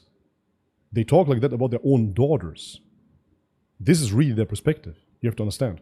This, by the way, has nothing to do with Christianity. This is liberalism, and those people are victims to it. But how? Through state propaganda. And Christianity is no different. They like to display it as some sort of organic grassroots movement, right? The benevolent followers of Christ, and this is how it spread, and then everybody got martyred, and we were standing for Christ, blah, blah, blah. That's just not the truth. Through Constantine, it became a huge state religion that got forced upon the population. That's all. Very, very simple. I said, how are you doing that? They said, well, we had a Christmas dinner, the Muslims and the Christians. Yeah. I said, okay, did you have wine at the Christmas dinner? And he just looked. I said, you didn't have wine, did you? He said, no, we didn't. I said, you had a Sharia-compliant Christmas bloody dinner. You had a Sharia-compliant Christmas dinner because they don't drink alcohol. This is the problem. You bend. We're bending on every value, every belief, everything we're bending on. They bend on... That is absolutely true. And matter of fact, back in the day, my father was complaining about the same thing. But at the same time, he respected it in a way. He said, why are we Christians so weak? Why do we bend to everything? If they say you're not going to build a church here in our country, then you won't build a church. If they say no alcohol, then there is no alcohol. My father was really impressed back in the day. I remember this. I was maybe 14, 15 years old. He saw on television how a kid recited the whole Quran. And for him, he was shocked. He came to me and said, I don't even know one verse of the Bible, man. And look at them. They can recite the whole book as kids. How can that be? How can that be? Why are they so strong and we're so weak? But there was no solution to anything. They were just saying, oh, we are so weak, whoop-de-doo, and that's it. And that's what you see here with him as well. He understands, yes, Islam is strong. But why is Islam strong? Nobody's asking the question. It's very simple, actually, because Islam is upon the truth. So Islam says, no alcohol, point blank.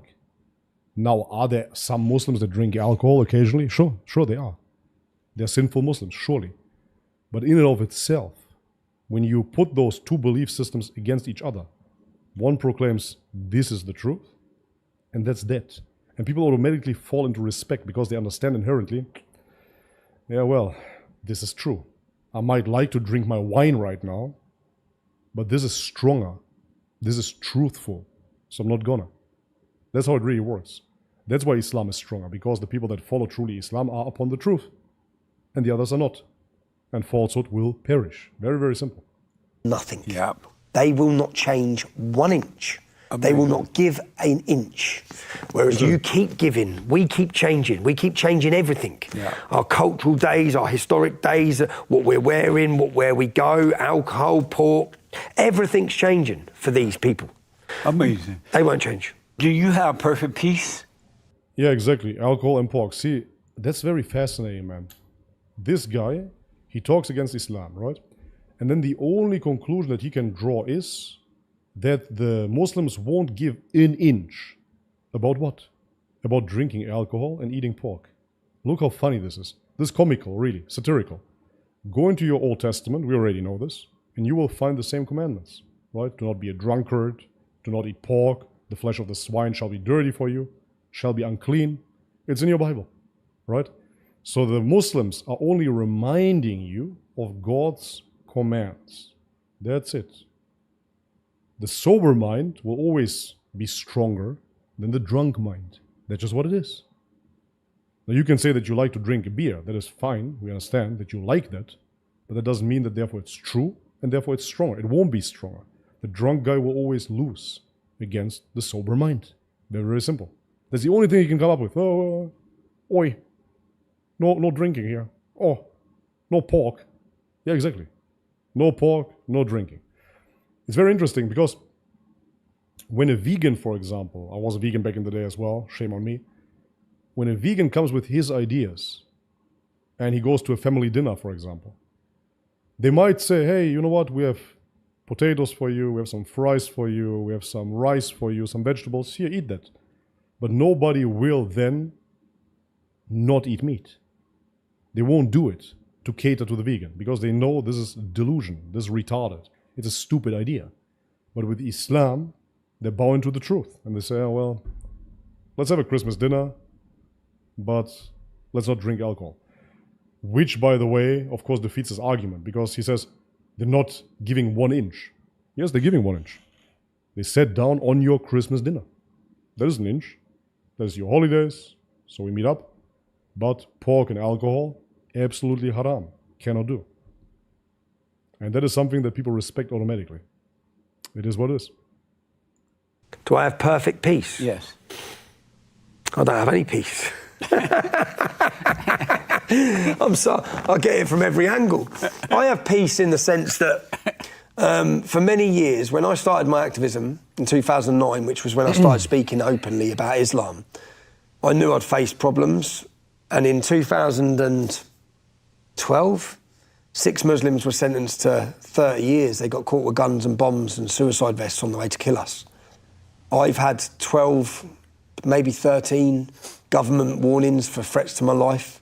2 weeks before I come out here, I was on the front cover of ISIS's monthly publication to be killed. Yeah, made it.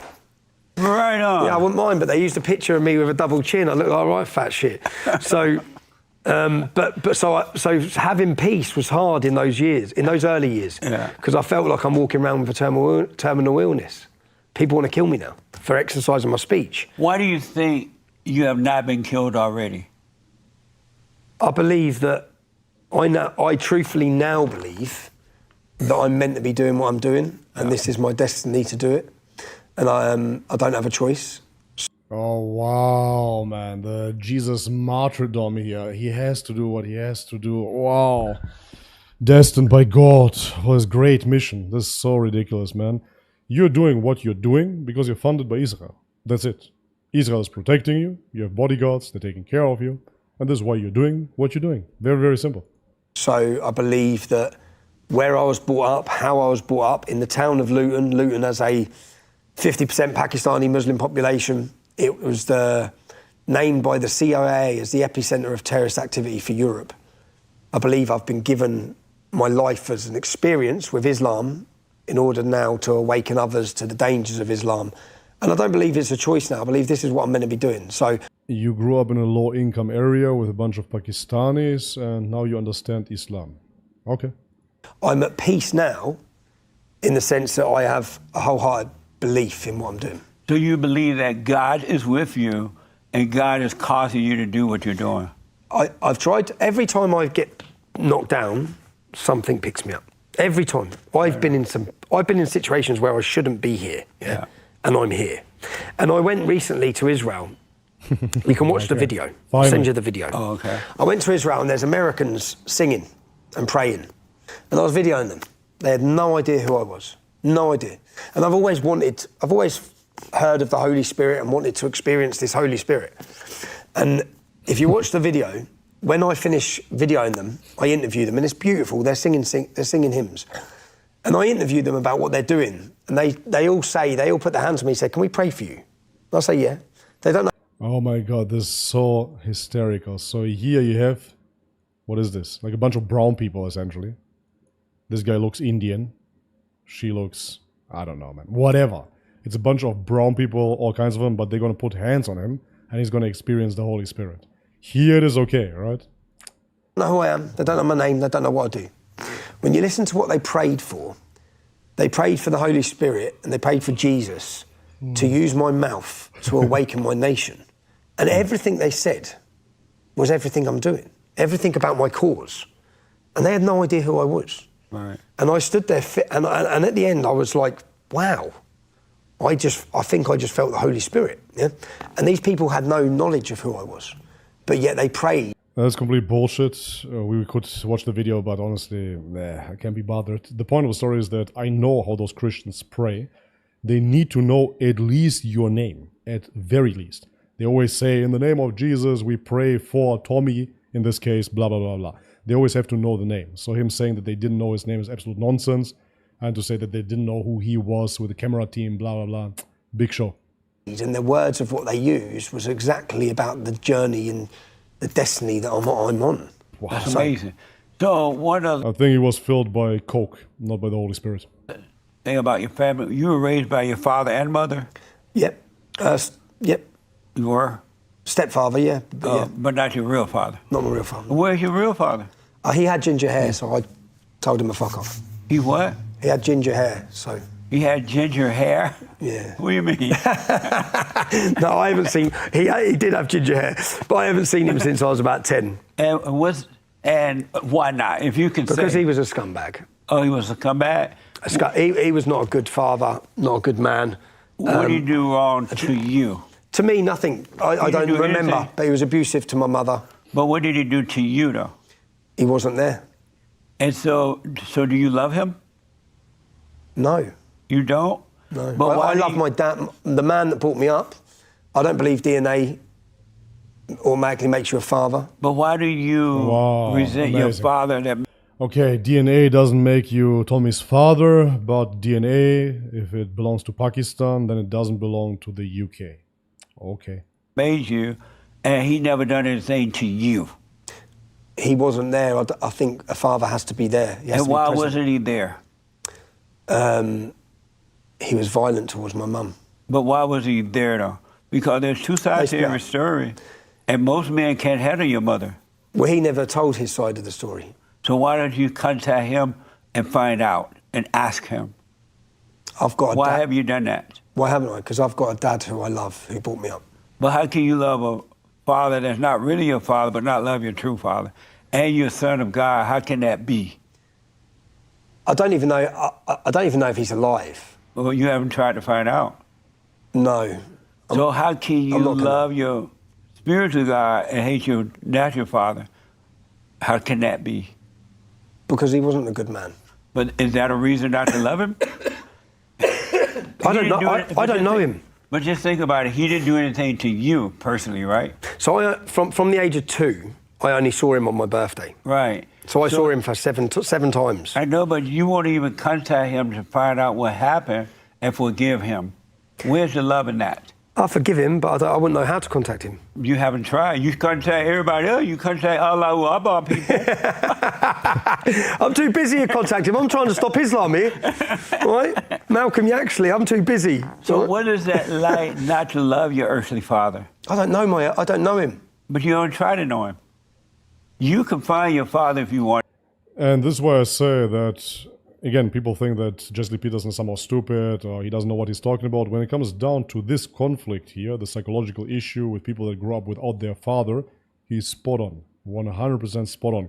You can clearly see the pain here in Tommy Robinson. He's suffering, and the only reason why he is rebelling against Islam as well, against that authority, is because he had no real father figure. This is where it comes from. Wanted to. You go a lot of contact now, and you can find him if you want to. Why are you unwilling to forgive your father for not being there, and then asking him what happened? Not unwilling to forgive him, but I had a father who was an amazing role model, who brought me up, who worked very hard every day to make sure that he provided for me Right. and my brother and my mother, who is my father. But God said, He says that this is father, but we all know that this is a very weak man. Let's be completely honest here, man. This some man, hey, good for him. He grew up with a father figure, let's say.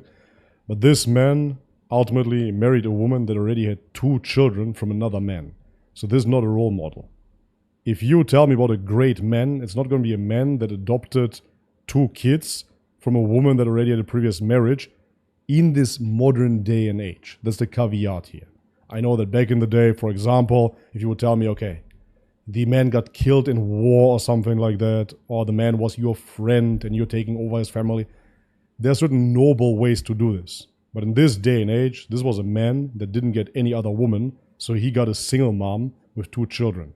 Come on, bro. how can you say you love me who you never seen and hate your earthly father? I don't hate him, I just don't know him. You haven't forgiven him. No, I yes. forgive him. There you go, Jesse. I forgive you, Ginger.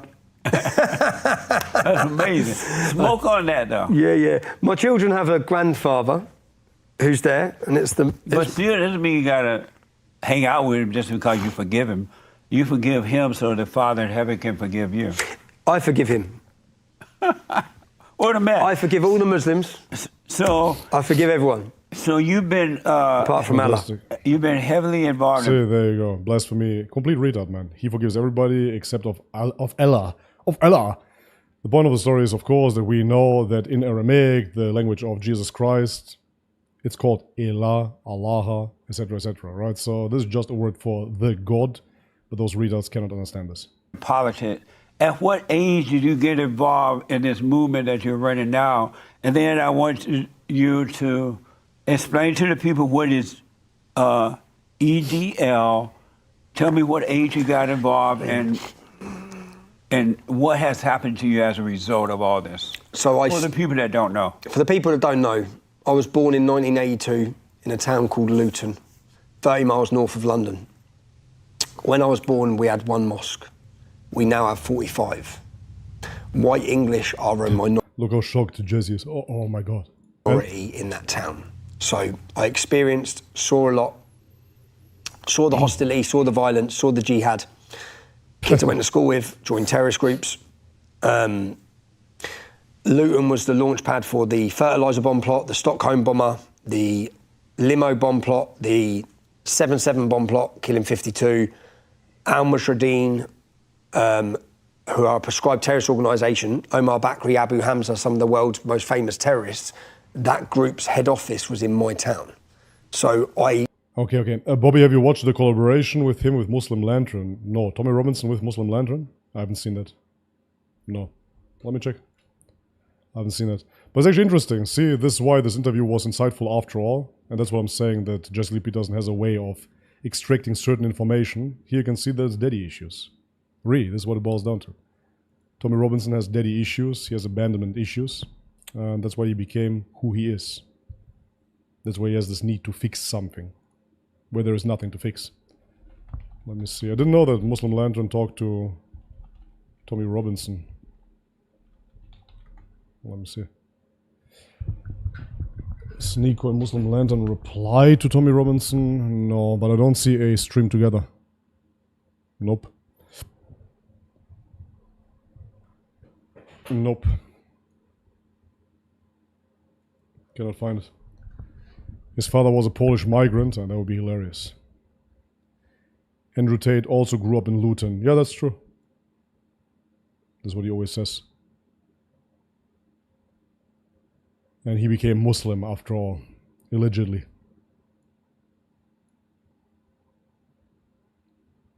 I forgive Elon Musk. Yeah, me too.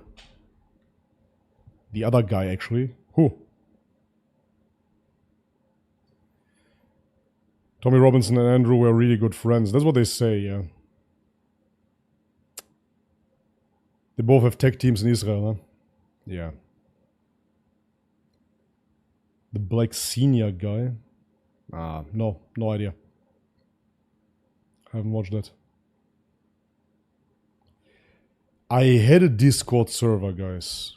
I still have, I guess, but I'm not active there whatsoever. I just don't really use it.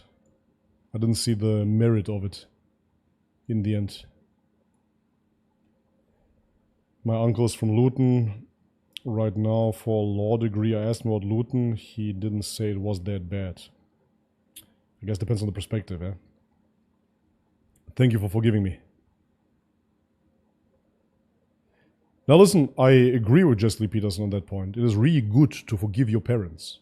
I generally believe so as well. It's really good. We all grow up with certain issues, some more, some less. Oftentimes we don't see what our parents have done wrong. It's not about dwelling in the past, but it's really good to actually sit down with your parents, analyze where they went wrong, analyze that they're just people as well. Because when you're a kid, they appear like deities, ultimately. They're larger than life. My mom, my dad, wow. And then later on you understand, okay, they're human. And when you understand that, then you will realize as well that they did some mistakes on you. If you can see those mistakes, it's actually really good to sit down with your parents and tell them, hey, listen, here we went wrong, such and such was really not good when you did that back in the day. For that, I want to forgive you. Let's move past that. It's really not a bad idea whatsoever, but many people don't have the balls to stand up to their parents like that. I did that before I became a father. For me, it was important as well to clarify everything with my parents, to forgive them, even though they were great parents, like 90% really, really amazing. But for small issues as well. and then to become a father myself, and inshallah do it better. Yeah. Hello from Kosovo, been a subscriber for years when you started. Assalamu alaikum. Epstein talked about Tommy Robinson. Yeah, I think he was in the files as well. When I did the video on the Epstein files, I believe we saw Tommy Robinson in there too. Yeah. Now it's quite interesting, you know, the older I get, the more you communicate with people, men and women alike, but with men it's not so apparent right away. You realize that later on. With women it's quite easy, you know, let's be honest. A woman that has a daddy issue, yeah, you know how to spot them, you know, quite easy actually, most of the time. But when it comes down to men, you might even think that somebody's like really strong. They appear strong, they appear tough. And when you're still in your 20s, you only see that. You cannot really look behind the curtain. But then later on you see that there's a lot of anger actually in those people. And it's not really motivation or drive or discipline. It's anger that is driving them, and it's eating them up. And then you understand, okay, they have daddy issues, matter of fact. They actually have daddy issues. That's why they are the way that they are. It's fascinating stuff, honestly. And for me to resolve such issues, you should really speak with your parents and forgive them. It's a good thing.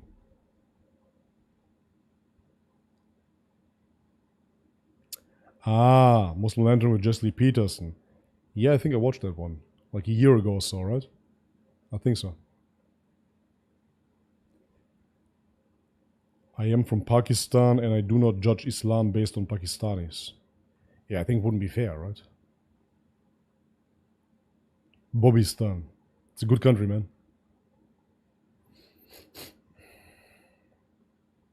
Yeah, I know the one, the stream with Muslim Lantern. There, Jesse Peterson was really overpowered ultimately. But Muhammad was doing very, very well. And you could see that Jesse Peterson, he tried to rush through. He tried to use his tactics. Oh, because of time, let's move on, this and that and such. But he didn't really explain anything.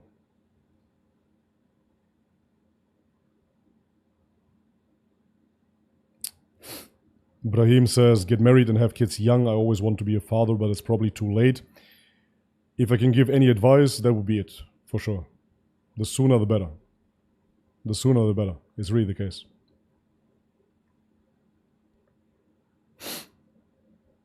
Being single for a long time, having fun, etc., it's all overrated. Chocolate Boba says, I don't want to be married. In this day and age, I understand.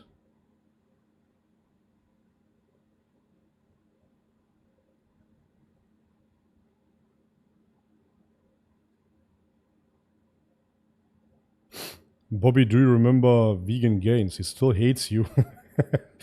He still makes streams about you. Really? No way, that's crazy. He's like your crazy ex. Yeah, back then I titled him my crazy ex because he behaved like that already back in the day. And I think he didn't get it back then. Yeah, exactly.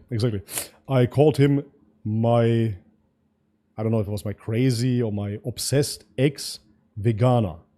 Right, I called him Vegana. And he didn't get it. And he responded to it. He's very autistic, yeah? I think he really has a disease, the poor guy. And then he responded and he said, okay, Bobby had some sort of abusive, my abusive ex, I said.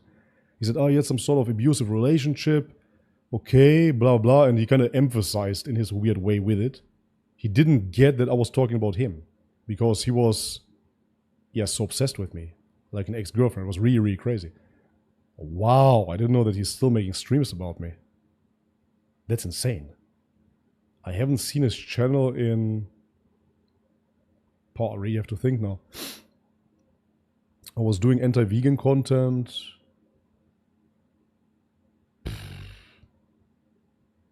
Man, 2018, 19 or something like that. And 2020, I was already full-blown into religion and Christianity. So I had nothing to do with veganism or carnivore stuff anymore at all. So that means like 6 or 7 years or something like that I haven't seen his channel. Wow, that's crazy. You still watch my stuff, huh? Insane, man. Hello, Richie. Get well, bro. Honestly, get well, man. That's crazy.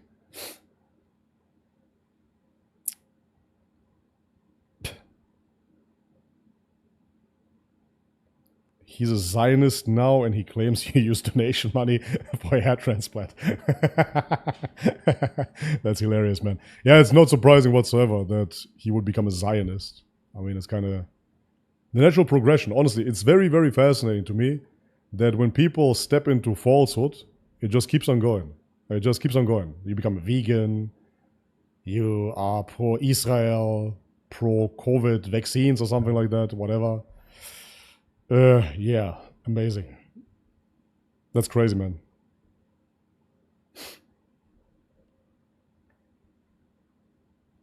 Yeah, anyways, I see here somebody says that he doesn't want to have kids in this world. For me, that is an absolute psyop. So, if you can already understand that the world is not in a good state, you should produce children and teach them your value system. So you will actually produce better citizens for this world, all right? Because right now we see that many low IQ people just reproduce like rabbits, and many smart people will say, oh, the world, the state of the world, I don't want to have kids and put them into this world. Yeah, okay, that means we're going to have a bunch of more stupid people then. So I want to have kids, I want to have many kids. I have only 2. Alhamdulillah, I'm very, very happy. Beautiful kids, amazing, man. I'm really blessed, but I would like to have 10, if I could.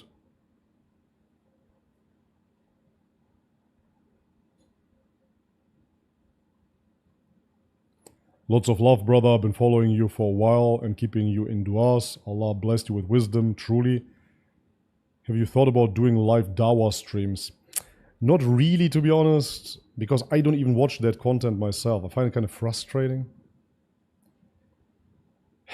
For me, I'm a pretty simple guy, to be honest. I get into things and then I like to talk about them because they're interesting to me, and then I share them on my channel. That's that. And then at some point, I might talk less about them or just incorporate them and it's just my lifestyle, my life, whatever. But I never felt the need to preach to somebody or to convince somebody of anything. I really am not that type of guy. I never understood it really. Of course, I watched a few debates, for example, myself back in the day, and it can be entertaining, but after a while it became so repetitive and so boring and it's just so disingenuous. There's really no good faith debate. People use those debate tactics and they just want to win. But you don't really win anything because there's no conversation between 2 genuine people. It's just like a fight. So, yeah, the pursuit of truth I can't really find there. So for me personally, I've been always doing my research, and when I come to a conclusion, when I see something useful for my life, I adopt it, I might talk about it or not, and then that's that. And so if people want to do the same thing, cool. If not, not. I really don't mind. That's the whole point. I know that there are Muslims out there that genuinely feel the pull to give dawah and to convince people of Islam. Of course, they will say as well that hidayah, guidance is to Allah in the end, but they really would like to do this work. And when they see people not in Islam, I would say it makes them sad in a way, you know? But for me, it's not really the case. I'm going to be completely honest here. When I see people that are not Muslim, I'm thinking to myself, okay, so be it. When I see people in different religions, I think, so be it. When I see people being fat and they don't follow a good diet, I think, oh, cool. So be it, man. Maybe the guy is actually happier than me being so fat. That's nice. So I really never had this true pull to convince people. Because nobody discussed with me or debated with me either, had to convince me of Islam, per se. I did my own research and I came to the conclusion. That's just how I am. Zoom party, thank you very much for the super chat. Thank you for that. I will PM you about the Zoom party. Okay, bro. Thank you very much.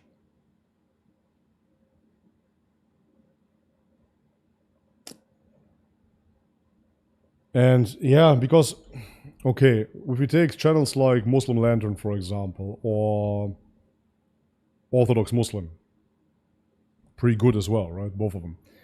So they're very good at what they do. Way, way better than I could ever be, just in terms of memorization. Like, their mind works much more efficient when it comes down to that alone. I would never be so proficient. I really mean this. I know my limits. So they're doing great work there, but they really have to debate and talk and discuss with people. And for me, it's just like, don't want to. I find it boring. So I'm actually happy that there are people like that out there. That's great. But my work is different. I call it indirect dawah. I just do what I really like to do. That's it. So if I like to watch a video here, I actually genuinely like to watch it. And then I watch it with you. Then I react to something.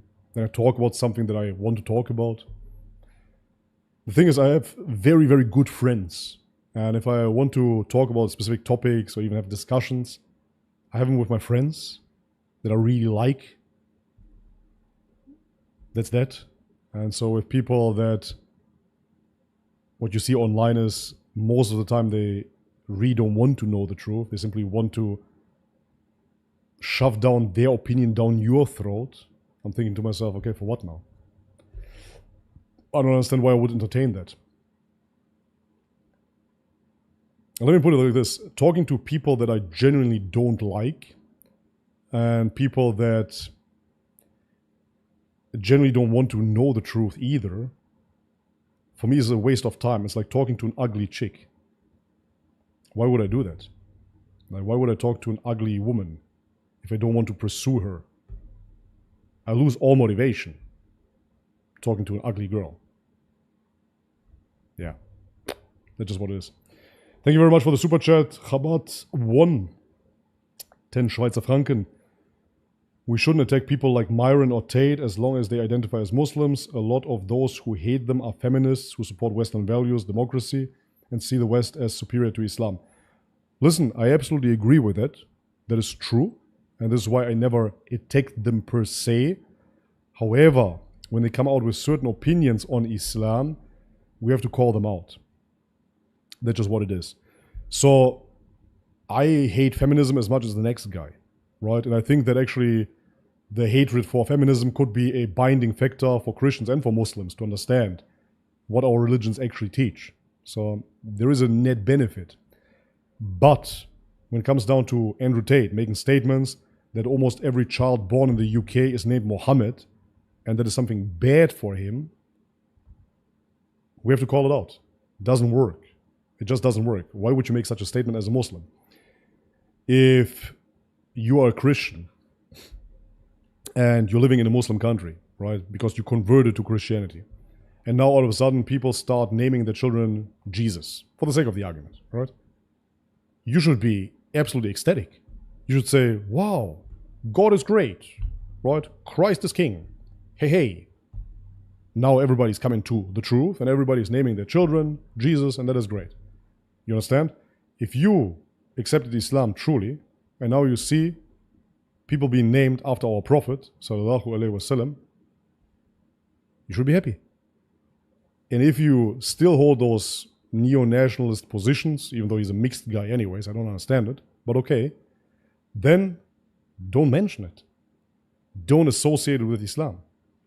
And that's where the attack came from. Other than that, listen, when it comes down to red pill content, whatever you want to call it, black pill, blah, blah, I have no issues with that whatsoever in and of itself, as long as it doesn't attack Islam.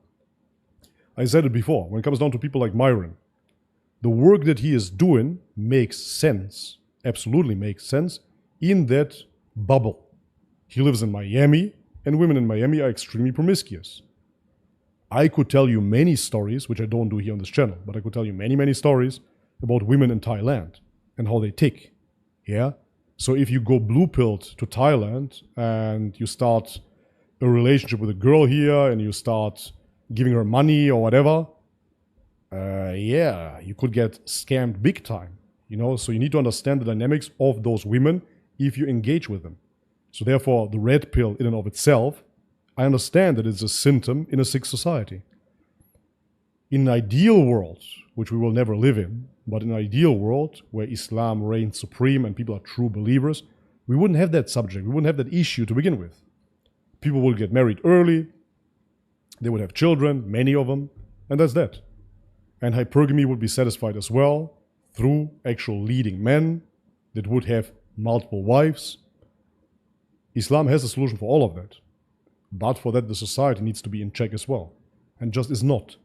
Right? So therefore, yet again, in this modern day and age, yes, the red pill makes sense for the symptoms that we see.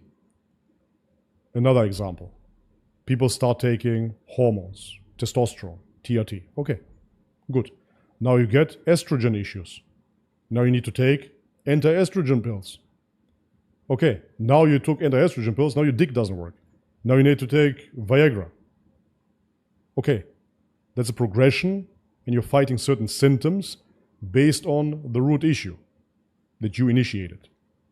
So that's what I'm saying. In this day and age, in this society, yes, red pill makes sense because the society is fallen and women are hypergamous, promiscuous, yes. And so now if you want to engage in that, sure, you will need to know those tips and tricks, so to speak. If you say, I'm not going to engage in it whatsoever, then it's even better, right? Find a Muslima that is a virgin. Fantastic. That's the best case scenario, surely. So yet again, in and of itself, do your things. I have no issues with it. I'm not some liberal, feminist, blue-pilled cuck. Or how can you say this about women? I know the nature of women very, very well. I understand how they are. Very self-centered, very ego-driven. I know women. I get it. But that being said, when it comes down to Myron, yet again, I have no issues with him doing his show. The issue that I'm having is that he speaks out against Islam, against Muslims. That's what we call out, nothing else. The Voyager, thank you very much for the super chat. From Indonesia. Terima kasih. Assalamualaikum wa alaikum assalam. I like your on-point style. Cheers from Jogja. I don't know where Jogja is. I mean, it must be in Indonesia, but I don't know the place. Thank you very much, bro. As I said, I'm a very simple guy, man. I try to just cut to the chase. Bobby, have you watched Dr. Ali Atay's videos? Very informative stuff. I think before reverting, I saw a few of his videos, but I haven't really watched it much.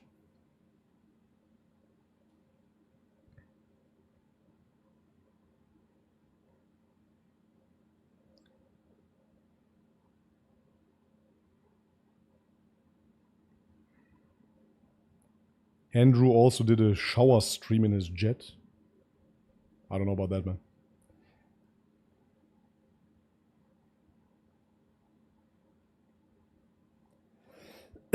Now listen, guys. For me personally, because it came essentially through a lot of self-reflection. I understand how flawed I am myself. I'm not going to pretend to be some sort of holy figure here. I'm not. Most definitely not, man. Just a regular guy. So I have my own flaws, my own sins that I'm battling with. Sure, 100%. And realizing that, I understand as well that men are flawed and they will have their shortcomings, right? And especially if you are famous and you go viral online and you have a totally different environment, I get the temptations and all of that. I understand. Okay. So therefore, if somebody says they're Muslim and otherwise we see them fall short, I will defend them 100% as my Muslim brother. 100%. Yeah, but he did such and such. He did such and such. No worries. I'll still defend him. We're all humans. It can happen, man. We don't know what led him to it. But I will defend him. I will still defend a Muslim even though he's sinful. Especially if he's sinful. Obviously, he's our brother, so let's help him out. Let's make him stronger. But when it comes down to those supposed brothers attacking Islam online, bro, what is going on? What is going on? You see what I'm saying? I can take the position, and I take the position openly, and say, you know what? When it comes down to Europe, the immigration policies are absolutely retarded. That's what it is. And it is, of course, wanted. It's not some coincidence. They're flooding Europe. 100%. They really do this. It's true. Like that, we get a bad image of Islam in Europe, which is a shame. It's really a shame. And a lot of radicalization, extremism. Yes, it's true. it would be much, much nicer to see the beautiful aspects of Islam in Europe, such as in Albania or in Bosnia, right? In the West, unfortunately, we don't have that truly. Partially we do, but the majority is just, bam, open your borders, bring in migrants, and now deal with it. So that leads to conflicts. Completely understandable. So I can attack that. And I can even say, yes, this migration is wrong here, even if they are Muslim on paper. For example, if you look into the Emirates, and I know many of you hate the Emirates, but their migration policies are spot on. It doesn't matter if you're a Christian, a Jew, or a Muslim. If you misbehave, you're going to get kicked out. And if it keeps on repeating over and over and over again, then the whole nationality will be banned. It doesn't matter which religion you are. Now you could say, yeah, but we have to stay strong with our Muslim brothers. Okay, bro. To a certain extent. If you misbehave, just fuck off. Honestly. But that is me talking about... Oh, 1 second. My camera glitched. 1 second, guys. Let me reconnect it. 1 second. I have to restart the camera here, seemingly. Should work now.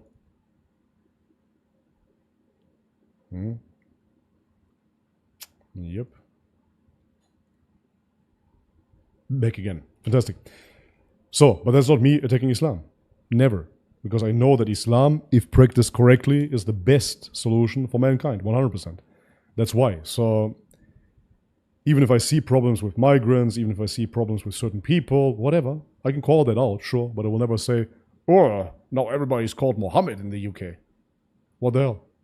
Great. Let everybody be called Mohammed. What's the issue? As if everybody in that piece of land, the Celts and whatever, had names back in the day like Joseph and Peter. Those are as well Hebrew names, essentially, that were changed into a Christian worldview. So, whatever, dude. Another super chat by Walid Bro. Thank you very much. What's your opinion on teens hopping on gear? That's the worst thing ever, bro. Very, very simple. With gear, of course, we have to classify what are we talking about. Let's just stick with testosterone for a second because it makes it simpler. Testosterone is a medicine, in a way, for people that don't produce enough testosterone, right? So therefore, a teenager in 99.999999% of cases will produce enough testosterone. That's just what it is. So if you're really that 0.0 something percentile that doesn't produce testosterone as a teenager, okay, then we have to give you testosterone, I guess. Or HCG or anything that will increase your testosterone, sure. But for the majority of teenagers, generally speaking, no, of course they shouldn't hop on testosterone. It just makes no sense whatsoever. At all. So what is my opinion? Then for 20-year-olds hopping on gear, basically the same. Testosterone has huge benefits, but in my opinion, it should be utilized by people that get older, for example, don't produce enough anymore, want a boost in their life. Sure, that makes sense. But as a 20-something-year-old, as a teenager, there's just no need. And you will just put yourself on testosterone for the rest of your life then. Which is a shame, really. You could simply live your life totally healthfully as a young person, and then when you get older, you could actually utilize testosterone and reap the benefits. Yeah. Very, very simple. And when it comes down to teenagers taking anything else but testosterone, then even less, of course. That's even crazier.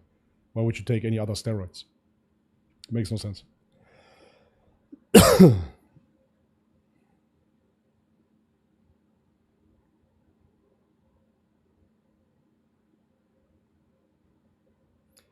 Bobby, we want you to make videos about nutrition like you used to do. Do you really, though? I mean, there's so much nutritional information out there. I kind of lost the passion for it, to be totally honest. But I guess I could. I don't know, man. There must be something that is of interest somehow to me to make videos about nutrition. There's really nothing interesting about it to me. I know what is nutritionally dense food. That's what I eat.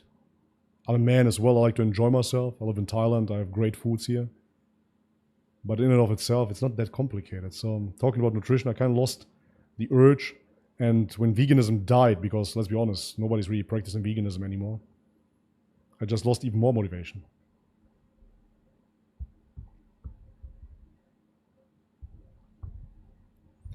Thank you very much. A Body 6. He gifted you guys 5 Bobby's Perspective gift memberships. Thank you so much, guys. That's amazing. You have 5 people who received the gift. That's cool. Thank you, bro.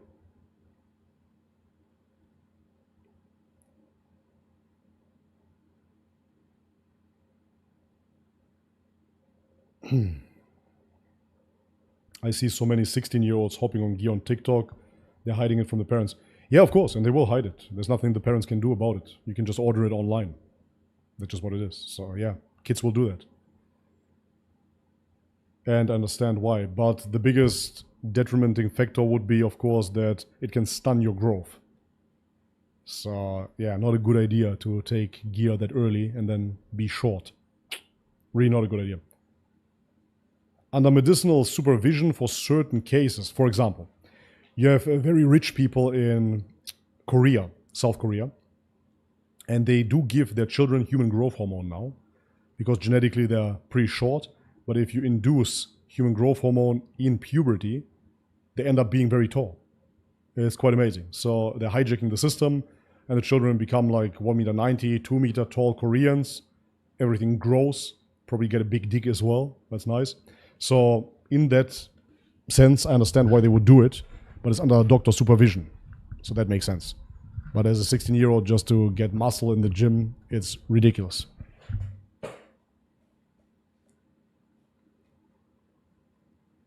And the main culprit influencing teens are the look maxers like Clav. Yeah, the thing is this, man.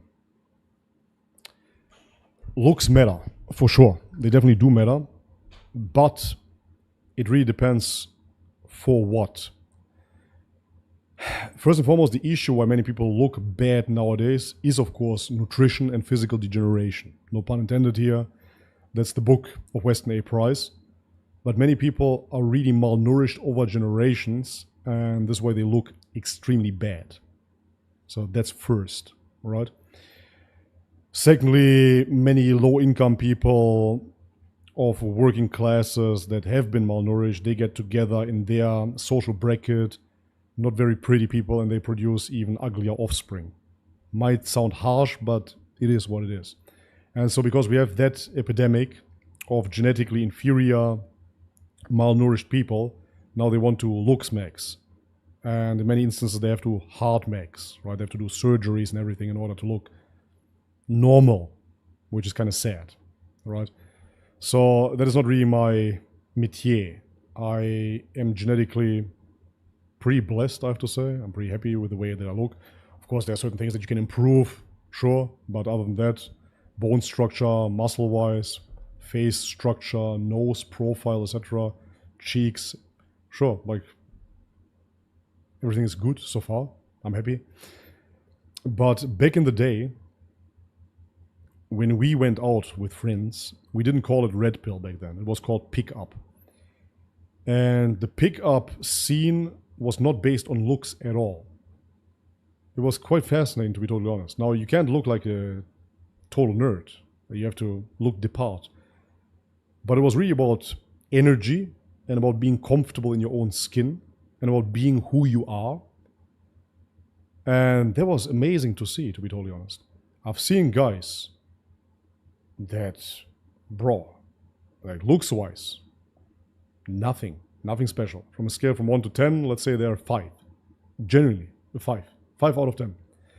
And they would be able to go out and be so comfortable in their skin and attract so many girls. I've seen it firsthand. I went out with people, we did all of this pickup back in the day, and I was impressed. Genuinely guys that don't look good. I wouldn't say that they're the ugliest either, but I've seen fat guys that are cool, generally. Short guys, they were cool. Really moderately looking guys. And they were able to attract so many girls back then. So, looks maxing in and of itself, yes, It will help, surely. If you just look amazing, yes, you have to do very, very little in order to attract women and stuff like that. That is true. But it's not the only way. And I've seen that, yeah, generally speaking, people that are totally average, but are not average in terms of their character, men, accomplish much, much more. Much, much more, man. I mean, according to looks maxing, okay, if we take a person such as Al Pacino. Al Pacino classically looked good, okay, not super special, not the pretty boy like a Brad Pitt, but it looked okay. Very short. I think Al Pacino's under 1.70 meters, right? Like 5'6" or what is that? I'm not too sure. Very short. This guy is 80 years old now, and he's dating a 29-year-old. Beautiful woman. All right? So, yeah, man, it's really not all looks. It really isn't. It just really isn't. And it's not all money either. That's the whole thing. You see many movements right now, be it looks maxing, or then you see people like Andrew Tate. You have to make the money, and then when you have the money, then you get the girls and all that. I've literally seen guys that look totally average, are broke, are in debt, have no money. They go out and they just get the hottest girls. I've seen that. And it's about a state. It really is. I'm not sugarcoating this. I'm not acting like, oh yeah, just be you, bro. But it really is. If there is a guy that is truly comfortable with himself, he beats everybody, man. He really does. I've seen it over and over and over again. Handsome guys, 2 meter tall, Swedish, top model looking guy, goes out empty-handed. And some 1.70 meter Italian dude just picks up chicks left and right. It really does work. It really does. So the whole looks maxing thing, I understand the appeal for younger kids, younger people. And I do understand the merit of it as well. Like, we're all looks maxing in a way. I understand that, right? I, for example, bleached my teeth. They look whiter than they are, to be totally honest. See on this camera with the light, they look very light. But yeah, I bleached my teeth, for example. They're my real teeth, by the way. Sometimes I hear, oh, you got veneers. No, they're my real teeth. Can't really see it much. But anyways, kind of gets blurry. Other than that, yes, I have like a skincare routine.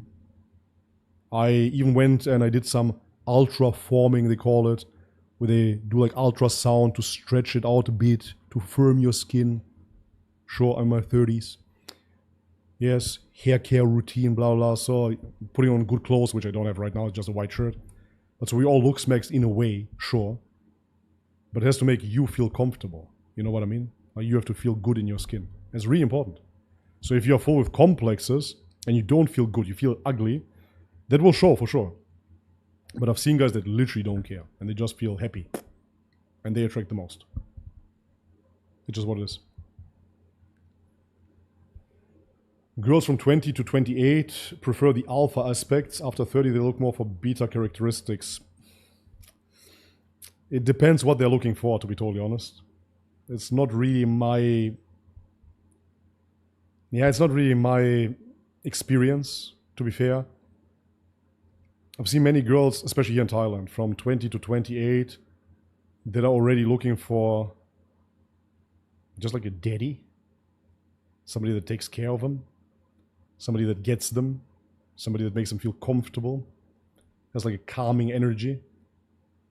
It's not really that they all need like some sort of bad boy or something like that. Yeah. That's what it is. I don't really like anybody.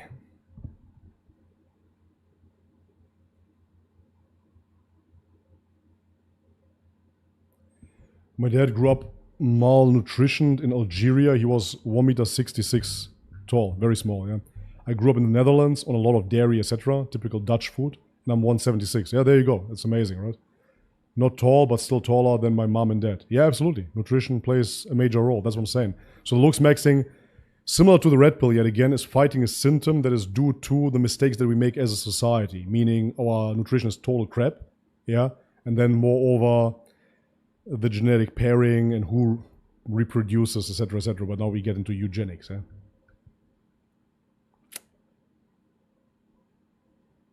Why would you mutilate your own face with a hammer to look good? It's sad.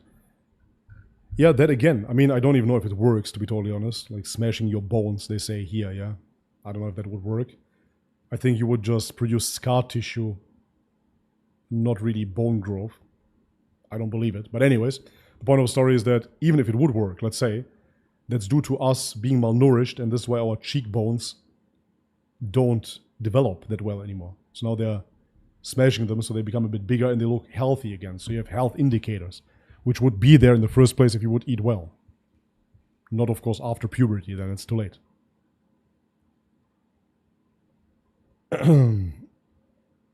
Some are switching to height lengthening methods to look taller, especially in Turkey. Listen, being tall, yes, helps, absolutely. It definitely does.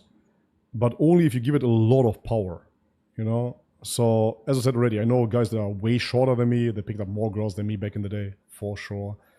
I know guys that are way taller than me. For example, I have some people that I know that are 2 meters tall, 190 something, whatever. And yeah, technically that's what girls want. Sure, it's true. It's true, because you are becoming a genetic specimen, something that they want in their gene pool. It's biological. They want it. It's their drive. They want some tall guy. Yeah, makes sense. But the reality is that still, the short guy can get the girl, and the tall guy can look stupid next to the short guy. I've seen it happening before. I really mean this. I really like a revival of that old pickup scene. Those guys were onto something. It was all about state, all about feeling good, man. Be who you are. Who cares? Just who cares? And that in and of itself is the most masculine essence. Because a guy that is really obsessed with how he looks like, spends more time in the mirror than his girlfriend, it's inherently unattractive. It's a turn-off for girls. Sure, if they could snap their fingers and you would just win the genetic lottery and you're just 2 meters tall, have broad shoulders, whatever, everything's fantastic, perfect, chiseled jawline, yeah, everybody would take it, I get it. But it's really not the thing that always wins. It just really doesn't.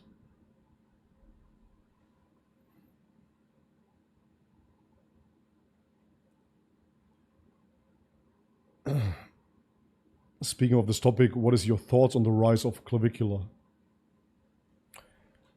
I think clavicular has sponsors behind him that want to promote this specific movement, surely.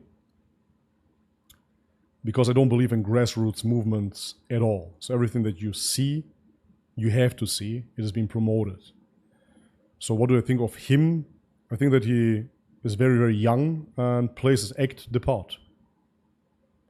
For example, when he was on the Piers Morgan show, Piers Morgan tried to politicize his opinions when it came down to the Zeke Heil song, etc. And he just said that he doesn't care about it because it doesn't help him mogging or whatever. So he just stays in his frame. He has very good frame control, where he simply talks about his subject, which is looks maxing, and that's all he does. He created this persona of the looks maxer, and that's all he is. He's not going to give you his opinion on religion. He's not going to give you his opinion on anything but looks maxing, right? And I saw a clip that went kind of viral as well, just a clip, a short, where Logan Paul is asking him about dutasteride or finasteride, which is a hair loss medication. But when you take it, it lowers your own DHT, which is kind of like a male hormone, and it can make you want sex less, or it can even leave you infertile, or give you a limp dick, etc., etc. So pretty nasty stuff. And Clavicular said he would rather live a life where his dick doesn't work at all and keep his hair, rather than lose his hair and have a functioning dick. Which is insane. It doesn't make any sense, because you grow your hair in order to attract females, and then you attract them and then you cannot have sex with them. That's crazy. Now, I don't think that his dick doesn't work, and I know that he uses this to gain shock value and go viral, which he did. So therefore, I applaud him simply staying in frame and really just focusing all of his effort onto looks maxing. That's it. He found a niche, and that's him right now. Nothing more and nothing less. It works.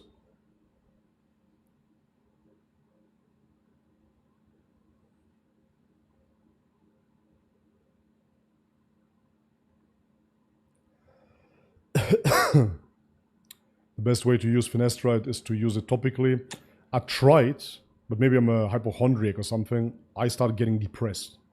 And after 1 week, I stopped.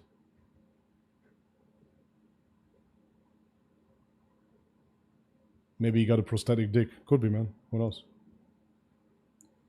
I appreciate your journey. It's been amazing to see. Thank you very much.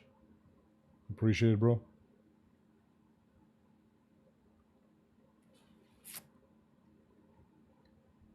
I hate looks maxing. It negatively impacts a lot of people.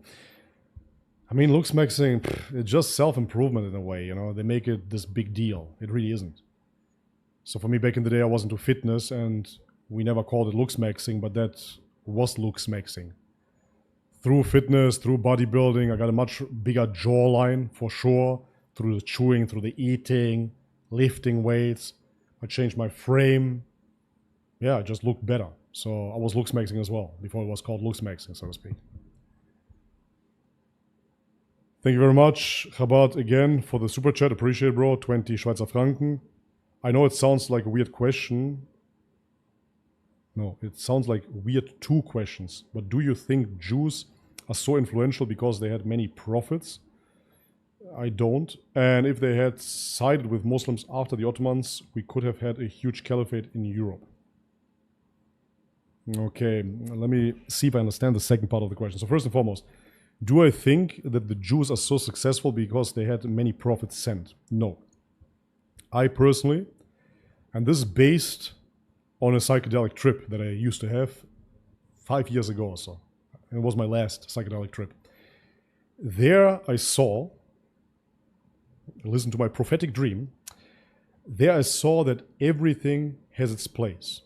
Nothing is random at all.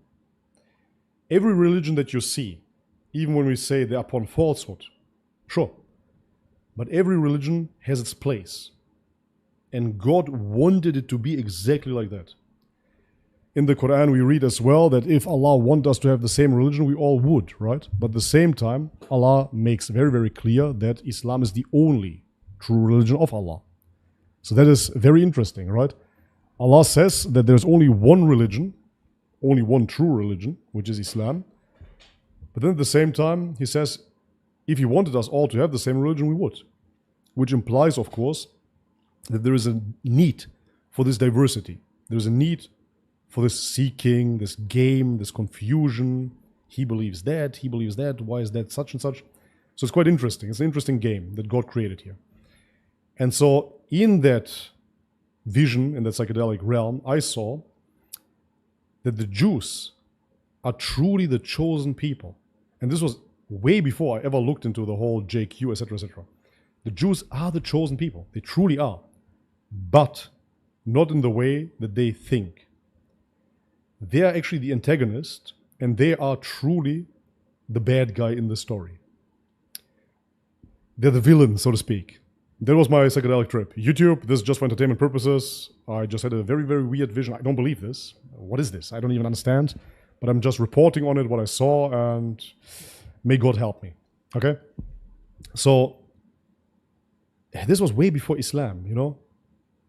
But in that vision, in that trip, I saw that God deceived them, which now makes perfect sense. Actually, this is the first time that I'm talking about this. God deceived them, but they don't see it. And they believe that they're the chosen people of God, but in reality, God deceived them in a way where He uses them as an antagonist to bring forth the end of times. And so now everybody will have a position in this life. Somebody will become a Christian, somebody will become a Buddhist, a Hindu, somebody will become a Muslim, and somebody will become a Jew. And the Jews rule because Allah allowed it. But it's not because He sent the prophets to them. He sent the prophets to them as a further proof of Islam. He sent it to him to display what their rebellion will be, of course. He sends prophets to them that preach pure monotheism. They don't preach Judaism. Not at all. But they don't accept those prophets, and they try to kill them and whatnot. That is their story. And so then they still proceed here in this realm because they're not serving God above, so to speak. They are serving Baal. They're serving Satan. And this is why they have a lot of success here in this world.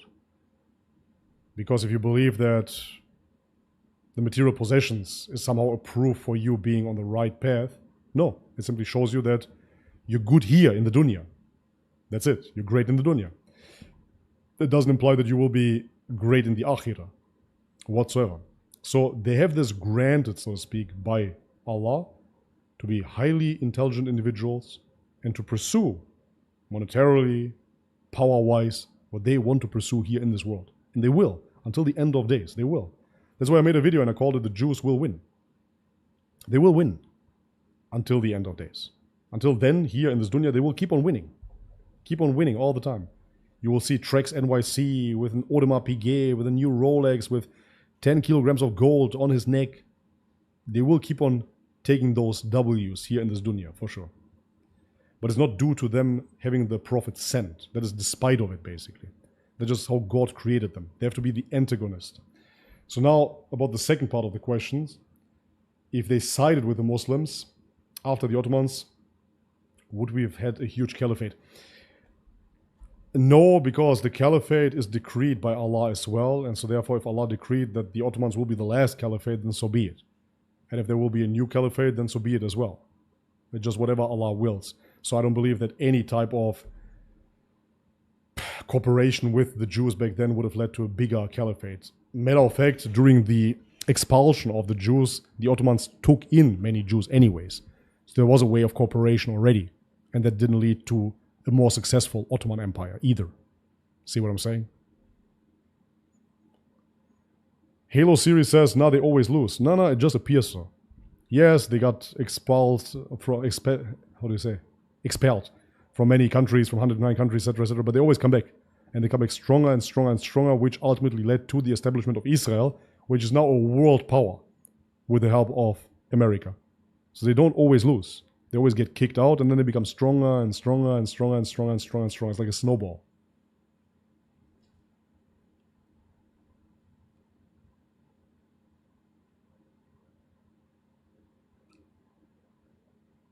Those who have had the wrath of God on them, like the Quran says. Yeah, pretty much.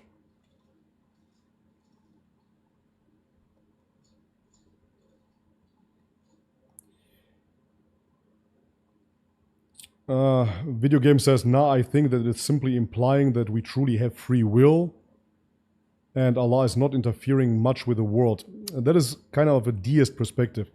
The thing is this, there's Qadr Allah, which means everything has to happen exactly the way that it happens until the end of times. So, yeah, how much free will do we really have?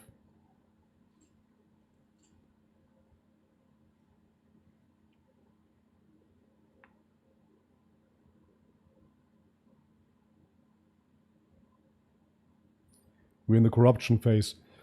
No, the corruption phase is already over. We've been corrupted already. Now there's like an awakening phase, and we will see what will happen. Will you debate Bryce Crawford? Bryce was this... He was this young Christian guy, right? This American guy, right? I mean, Bryce Crawford is an American name, so... This evangelical, correct? That goes to mosques, sometimes. I would like to talk with him, to be totally honest, because I see him very misled, but I don't see him as evil. So with him, I would like to talk, for sure. Why not? Yeah, I would be open to talk with him. Absolutely.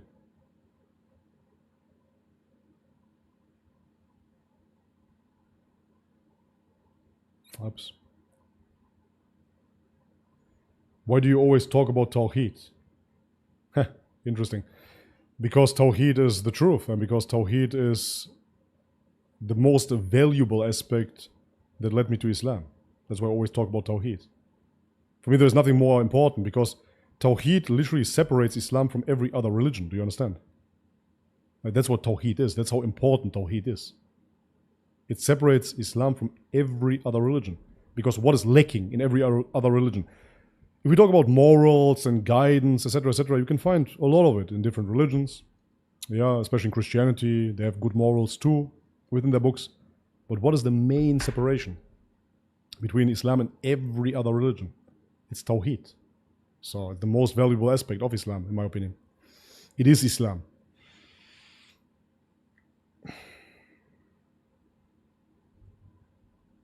So yeah, pretty straightforward. Why Tawheed?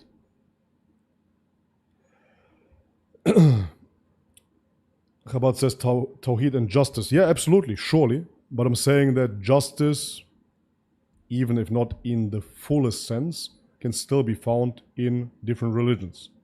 Even in Buddhism, the do no harm principle, ahimsa, etc., etc. So when it comes down to justice, most religions share common higher virtues. I would of course say yet again that in Islam we have the fullness of it. But nevertheless, still good. It's not the main difference. The main difference is Tawheed. Oh, wow, that's an interesting question, man. Let me just get a drink real quick. I have a sore throat here. I'll be back in a second. Just 1 second, guys. 1 second. Let me get a drink.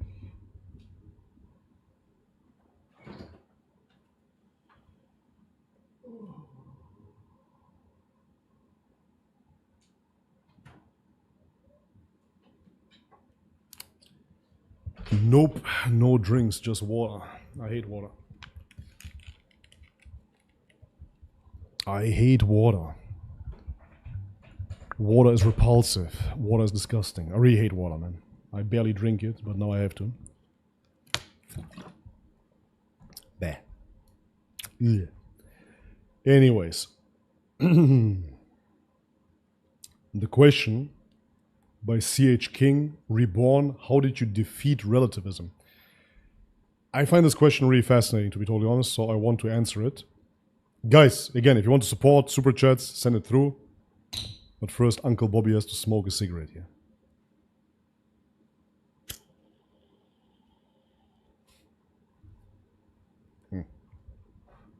Okay. How did I defeat relativism? So first and foremost, I didn't defeat relativism worldwide, right? So that won't happen. But personally, for myself, I didn't know about relativism. Yeah? Growing up, obviously, I never looked into any philosophical concept. I was just a teenager living my life, so I didn't look into relativism. I didn't understand what it was. And then through Christianity, matter of fact, for the first time, I got introduced to the concept of universal morals, universal right and wrong, so to speak, universal truths, and that the opposite of that would be relativism. At first, not only didn't I know about it, but the concept was still a bit foreign to me. However, pretty quickly I realized, okay, either there is objective truth or there is not, right? Because relativism proposes that there is no objective truth. At the same time, if we don't have objective truth, that means we don't have absolute statements in that sense. We don't have absolute truth.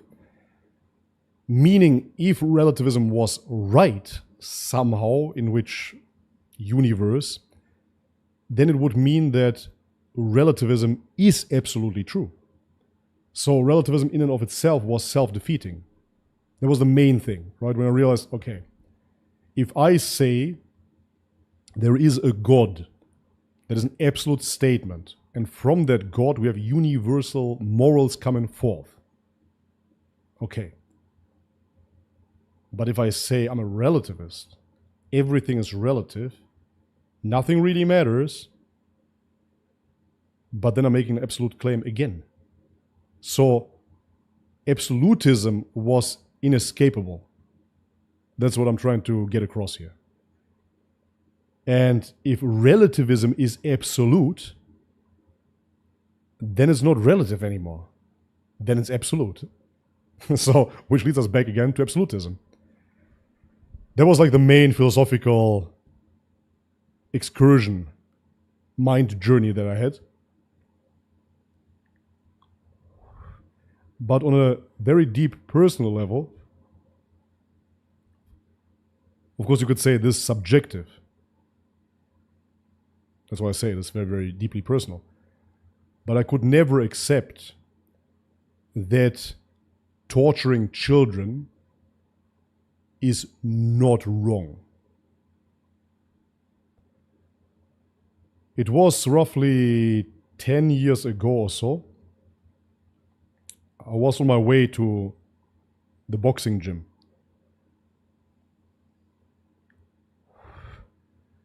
And I stumbled across the dark web. And in the dark web, I just kept on searching, from one thread to the next, whatever. And then I found a forum. Thank God I didn't see any pictures or anything like that. But I saw into the mind of pedophile rapists. They had a forum where they were discussing, for example, there was this one uncle, the brother of a guy. He was discussing how he is going to take care of the children of his brother for the weekend. And he asked how to drug them so he can rape them. And that in and of itself is obviously shocking enough. But what was even more shocking were the responses of the other pedos, and they were responding with emojis. I will never forget that shit. They were responding with emojis. Like, oh, like with heart emojis, so cute, and oh, don't forget to take pictures of them, you know, and yeah, don't do too much, then you're gonna kill them, ha ha ha, and ooh, so hot, and whatever the fuck. Pardon my French.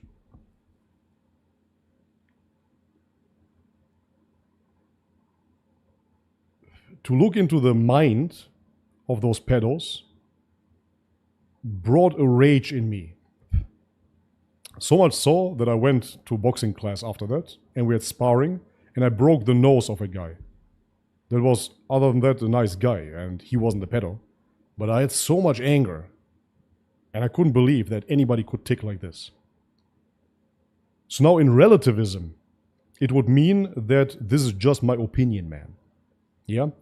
It would mean that I don't like that. But I'm not right not to like it. I'm not wrong either. It's just my preference. Now all the pedos there, they're neither right nor wrong either. It's just what they like. That's relativism. There is no absolute truth. Nothing is right or wrong. There is no good nor evil. So now I have to throw away my fitra, basically. I have to throw away everything that I believe in my core as a human being and pretend that this is just totally fine. It's totally all right. Totally cool. Oh, you want to drug the children of your bro? And then rape them? Cool, man. Amazing. Right? So when I saw those pits of human perversion, yeah, I got so angry, man. So disgusting. And this was something that set me on the journey as well, you know, understanding right from wrong and truly believing as well that there must be right and wrong. So in no world can I ever believe that this is good or it is what it is, man. It's just what it is. It's relative. People that adhere to relativism adhere to naturalism quite often as well. And so they will tell you, there is no right and wrong. Why? Because if you look into the ocean, the bigger fish eats the smaller fish. That's it. So now the bigger fish wins and the smaller fish loses. It's life. And therefore, that's just how nature operates. And there's nothing wrong with it. But then I have to pretend yet again that I'm just an animal and that I don't have any capacity of empathy and moral understanding. I have to pretend that I don't see it. That's the thing. I will agree that the lion is just hunting the gazelle. And in his worldview, if there is even such a thing, in his world, in his life, he's just doing what he has to do. He's doing what he's programmed to do, what he's created to do. And he gets the kill. And that's it. And of course, as humans, we have this animalistic nature in us too. And yes, we like to hunt, for example. And we hunt an animal, sure. And we kill it and we eat it. That is part of our reality. But at the same time, our reality is such a duality, where we do have compassion and understanding. We have it. Some people more, some people less.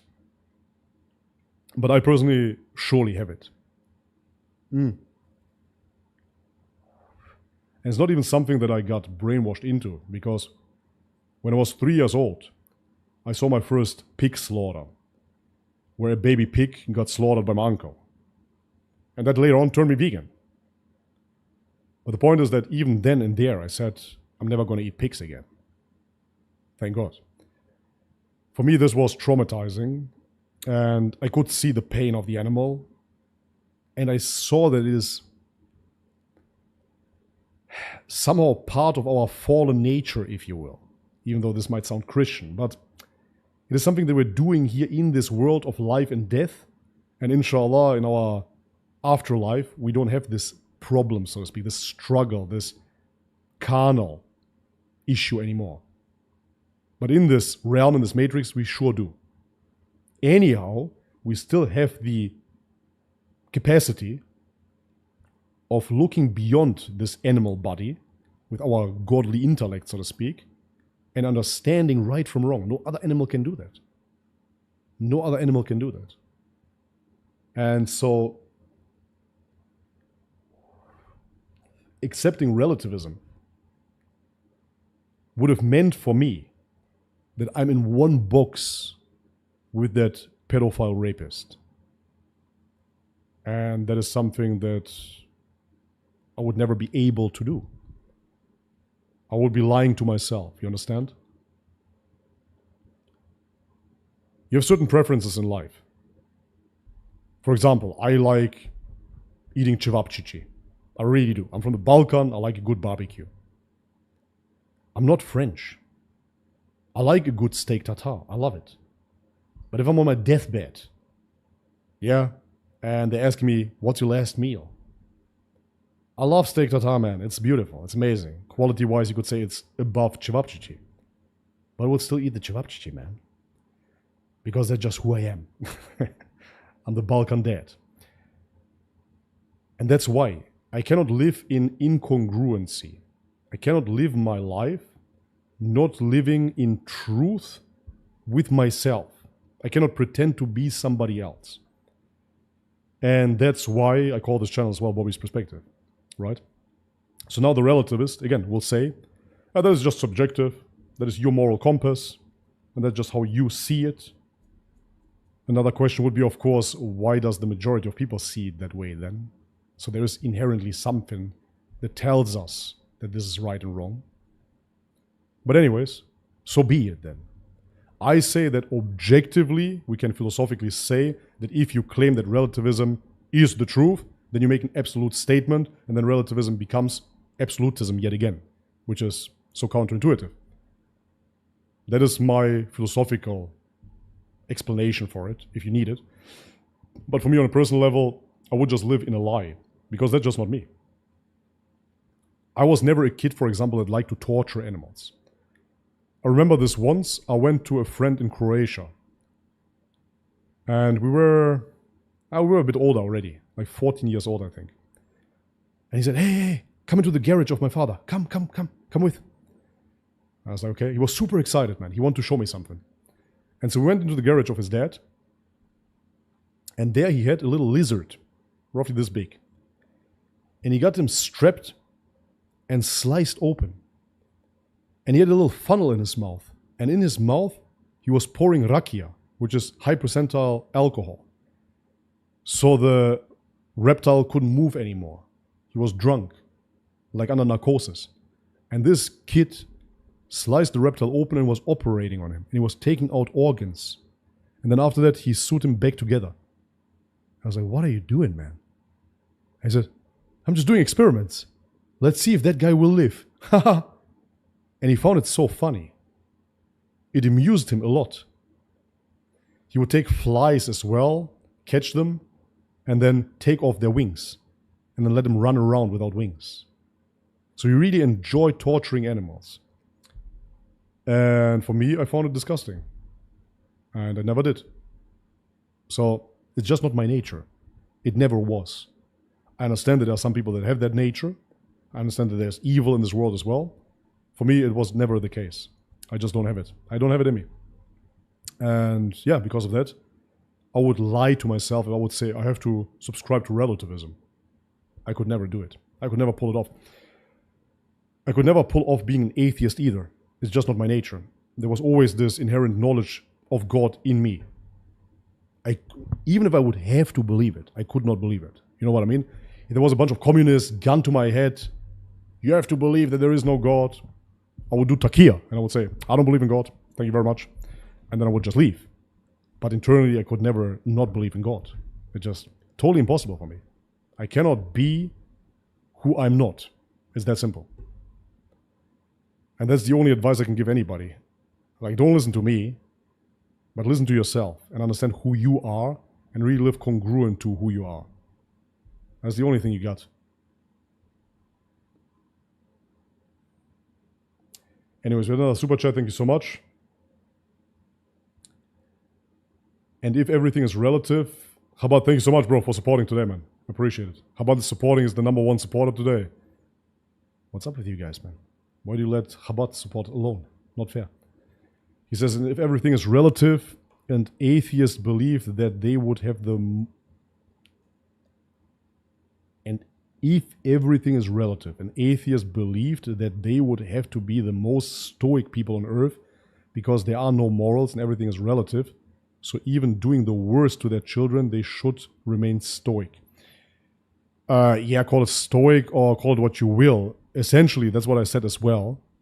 Not now in this speech, but in previous videos or streams. I said that if you are an atheist and you're really an atheist, then you should do whatever you want to do right now, no limitations. Then the atheist will say, yeah, well, I don't want to go to jail, so I just act because of the consequences. And I would say, what does it matter? Yeah, well, I enjoy my life the way that it is, so I don't want to end up in jail, and so therefore I rather obey those laws and I don't go to jail. But that doesn't make any sense, and it's not congruent. It's not congruent, because if you would truly believe, think about it logically, we're talking about true belief, 100% to your core, not an assumption, not an agnostic, but you truly believe this. Okay. If you truly believe that there is no God, then you truly believe that there is no afterlife. Okay. Then you believe that when you die, the lights go off. But really, sit on this, think about it. The lights go off. That means there is no memory of anything that you've ever done. Ever, do you understand? There is no memory of anything. Of anything. So you right now living a good life doesn't mean nothing. It doesn't mean anything. Because the moment that you die, you can't even remember. Meaning, if you die as an 80-year-old man, okay, then the lights go off and you don't remember those 80 years. Nobody does. Even if you say, oh, well, some other people will remember me, that is bullshit. Because if you're an atheist, that means those people will die, and nobody remembers them anymore. I don't know who my great-great-great-grandfather was. I don't know. I don't know who my ancestors are. I have no clue. Nobody knows. Nobody understands. And what does it even matter if those people think about you when you're dead? Because you're dead and you don't exist anymore. That is your philosophy. Okay, fantastic. So that means if you die with 80, or if you die right at birth, it doesn't make a difference. It doesn't make any difference at all. But genuinely, I'm not talking about theoretically. I'm talking about if that is true, that the lights go off and the memory is wiped, then it doesn't matter if you lived 1 day or 2 days, 5 years, 20 years. That means then as well that you're suffering as a human being, and there will always be some sort of suffering, is totally unnecessary. It just doesn't mean anything. Moreover, it means as well that there is no meaning, right? It means that there is no meaning, which is self-refuting yet again. So an atheist even promoting his agenda of atheism is totally meaningless because we all just will die. So that means the logical consequence for an atheist is to just kill themselves and just be over with it because it doesn't matter. Or if they don't want to do that, then really do whatever they want, man. Completely go into your animal nature as much as you can and just go out and plunder and steal and rape. Whatever, dude. Do whatever you want. Really. Do something exciting, you know? Don't be a Reddit mod and tell me, oh, God doesn't exist, though. What the hell? Super boring. Extremely boring. I'm living my life already to a pretty big potential. I'm very happy with my life, I have to say. But thinking of there would be no consequence to anything, nothing means anything, and I really would believe that, I think my life would be much more exciting. You would hear from me on the news, I guess. Okay? So that's my whole point. But they don't really believe it. Because if they would really believe that, what I just told you, and that is their claim, then you would hear it all the time.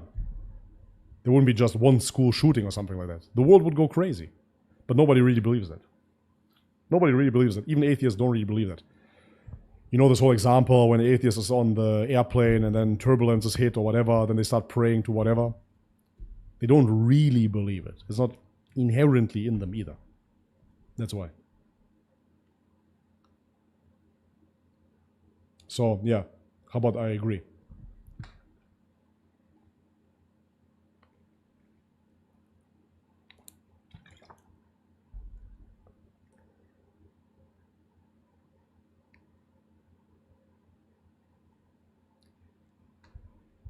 Atheists have fitra and it eats away at their thoughts sitting in the back of their mind.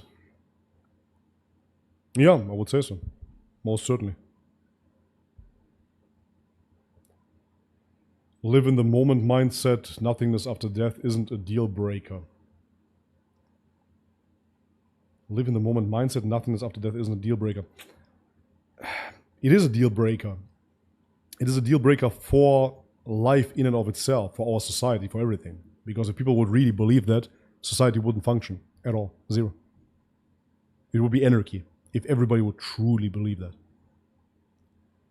CH King, thank you very much for the donation, appreciate it. Thank you, Bobby, for the answer. I used to be an atheist and lie to myself. I'm a psychopath, but I just can't do it. Alhamdulillah. That's what I mean. There are people that are psychopaths. Don't get it twisted. It's not the majority of people, but there are people like that. 100%. I mean, you have rapists, serial killers, etc., etc. But there are people that are truly that. And I'm just not. So I think when I was 16 or so, I thought to myself, wow, it would be cool to be like a mafia boss or something. But when I got into the crime world, I would never go beyond a certain level. It just wasn't for me. I would never like kill people for no reason, torture them, whatever, stuff like that. It's just not me. I don't like that stuff. I really don't.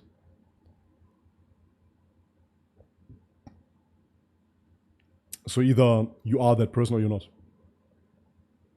And if you're not, then don't pretend to be. It's very important to simply understand who you are. You have to know yourself and then be yourself.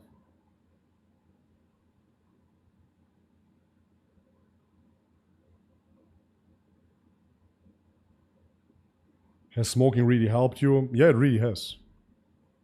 But I'm always transparent. The first 3 months, it helped me tremendously. It was crazy. It helped me so well. But now, I think I'm 5 months in or something like that. I'm not sure. 4 months? No idea. Now the benefits kind of decline. But in the first place, it really helped.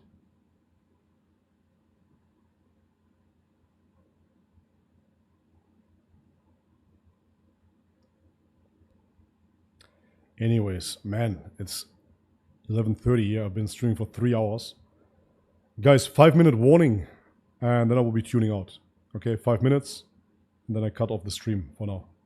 It should have been a let's watch YouTube stream, which we did, partially. But then you guys had interesting questions, so I used it more for a Q&A. Very taboo topic. Do you believe Earth is not a floating planet that spins endlessly in space? All 3 holy books disagree that it's a planet. Yeah, it absolutely does. I personally don't believe it's a round planet floating in space. I don't buy it either. Is it flat? I had this book about flat Earth theory and I did all the experiments and it really points towards it. What it could be as well is that Earth is much, and when I say much, I mean much bigger than they tell us to be. And I find that the most realistic explanation. that we occupy a certain area of the world and that the world is much bigger. Yeah. Next time German, inshallah, Bruder, inshallah. Aber dann auf einem anderen Kanal.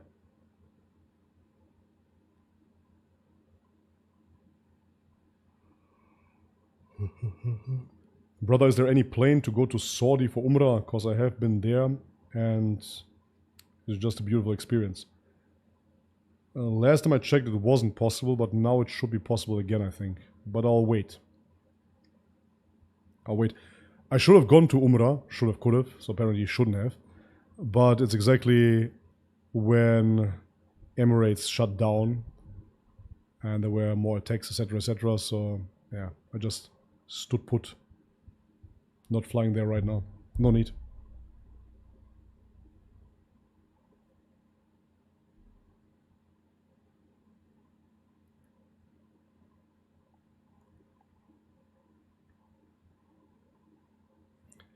Yeah, the whole flat earth topic is basically you cannot know, yeah? It's just what it is. Nobody can really know for a fact. Intuitively, yeah, you can say everything feels kind of flat. Makes sense. Water always finds its level, yeah. And planes are not leveling out consistently either. They just keep on flying. They gain altitude, set it on straight, and then they fly straight. They don't have to correct all the time for the curvature, which according to the curvature that they are proclaiming it has, they should have, otherwise they would just take off into space after a while. So there are a lot of good arguments, in my opinion, for flat Earth, but I'm not able to see it either way. But I don't believe in the regular planet model that they give us. Aliens are fake and gay, dinosaurs are fake and gay, space is fake and gay. So yeah, not my thing.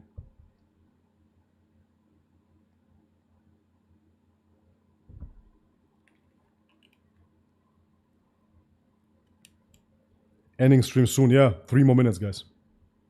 Yep.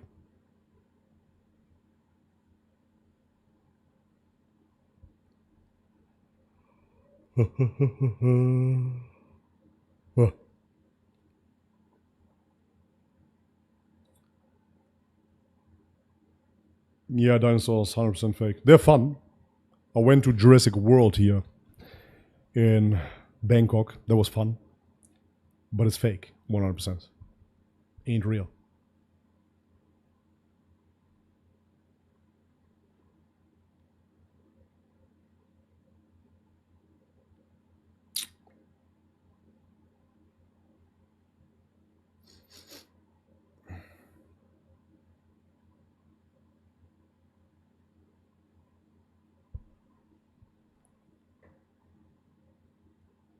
I see here again, cigarettes are haram. Cigarettes are makruh, depends who you ask, but majority opinion used to be makruh.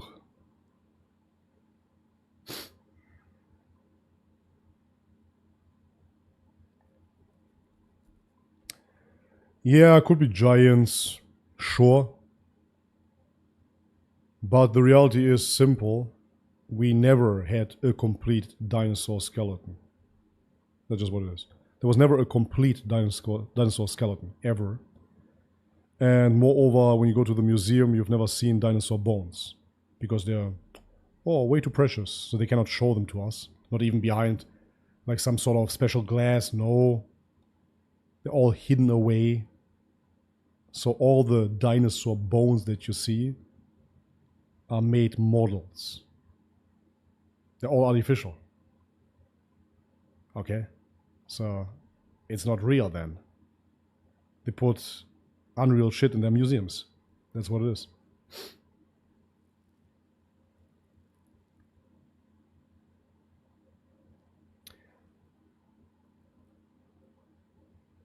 I think those shadows and ships disappearing in the sea is quite convincing that the Earth is round. No, not really. Because one time, when I was in Portugal, I really got into it, yeah? And there's a homepage, you can just check it out. It's an official thing, it's called Earth Curvature Calculator, okay? So with the Earth Curvature Calculator, you can calculate exactly how much drop-off there is after a certain amount of kilometers, okay? And so therefore, I observed a certain part of a half island from Portugal, and I could still see it. And according to Google Maps, it was such and such kilometers away from me. And according to the curvature calculator, it should have had a, I don't know, like 7, 8, whatever kilometer drop, meaning I wouldn't be able to see that island whatsoever. And then there was a ship right next to it, which I shouldn't be able to see either, right? We're zoomed in with a telescope, etc., you name it. So it's just not true. That's my whole point. This Earth curvature calculator just doesn't play out when you just observe it in everyday life. It just never does. So I don't buy it.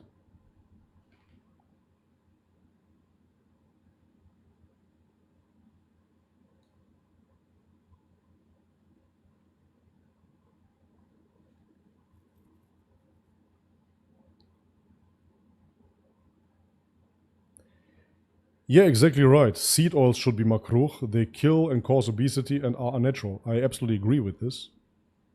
Yeah, or junk food that is halal. Halal McDonald's. Wow. Halal Burger King. I get it. Yeah, I get it. But it's just fake. It's just not real. So you're telling me that the Prophet, sallallahu alaihi wasallam, that was fit, that was wrestler, that was strong, a warrior, would tell you, brother, McDonald's absolutely halal, brother. Come on, bro. You know what I mean? It's ridiculous. Doesn't make any sense whatsoever. So make all crappy food makruh. And if you're telling me that meat that goes into McDonald's is 100% halal certified, bro, that is mass slaughter, man. Yeah, this is industrial level slaughter. I don't know if you've seen those videos. There is a tape playing, and the tape goes, Bismillah, Allahu Akbar, Bismillah, Allahu Akbar. It's a tape player. And then you see chickens just getting their throats slit. Because they have to feed the world, sure. You cannot just slaughter halal the way that it's supposed to be on an industrial setting. But is that truly halal? You tell me, right? So then this meat is halal allegedly, and then they put it into McDonald's buns. And this is 100% halal for you. Listen, guys, I'm not a purist, you know? I enjoy a good burger too. But to label this halal, and you have so many low IQ retards to believe, oh, I'm eating halal. I'm eating halal food. Yeah, you're eating roti and Burger King and all that crap, and you think you're eating halal. Halal should, I know it's just permissible, but it should be something that is good for you, right? Because halal, we don't really associate it only with, oh, that's permissible. No, we associate halal with good. Yeah? That's why. So all of that crap food should have a food stamp, makruh.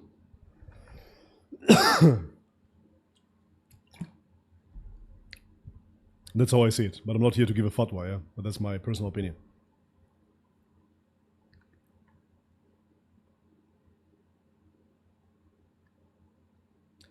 Hey, Denny, that's a good point. He says, shouldn't it be haram instead? Because anything that is harmful is haram in Islam. By logical consistency. That's what I'm saying, right? So if you say cigarettes, bro, haram, bro. Okay.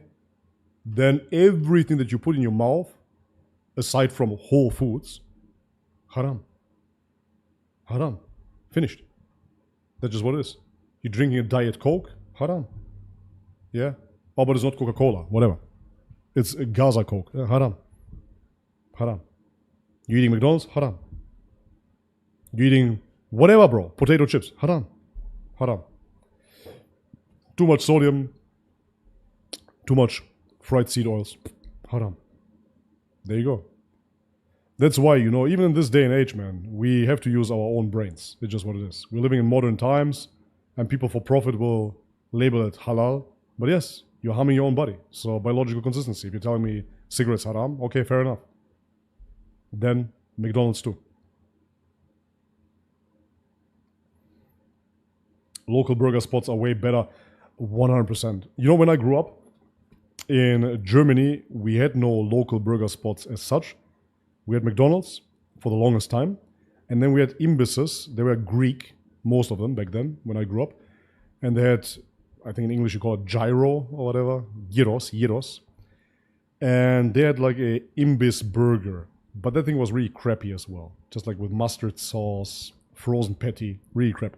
And so as a kid, I went to McDonald's maybe 3 times, and it was, wow, mind-blowing. For me, it tasted so nice, amazing. Went to the cinema first, and after that I had McDonald's. It was the best day of my life as a kid. I loved it.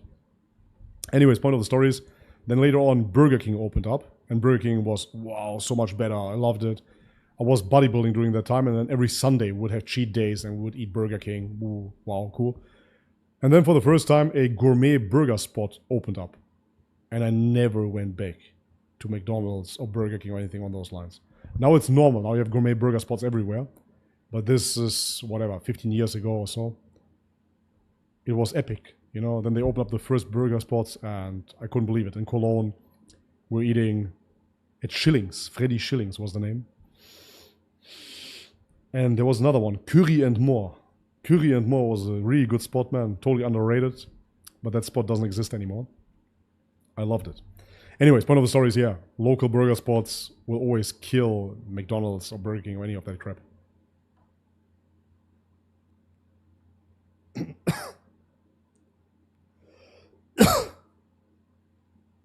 Yeah, I didn't mean to impersonate the prophet. You know, my apologies. That wasn't what I wanted to say. I said, what I wanted to convey with this is, do you think the prophet would say it like brothers say it nowadays? So this was not me impersonating the prophet, Audu Billah. That was me, like brothers come to you and say, hey brother, 100% halal. You know, it's not.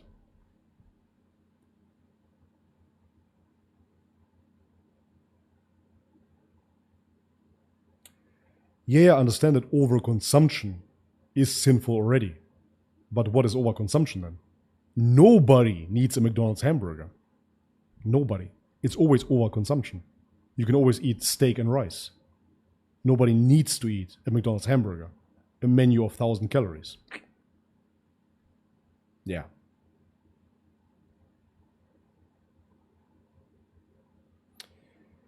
If you keep getting the flu cold, it means you're severely deficient in vitamin D and C. Yeah, technically, but the thing is, I'm eating fruits and liver, and I'm supplementing vitamin D and C every day.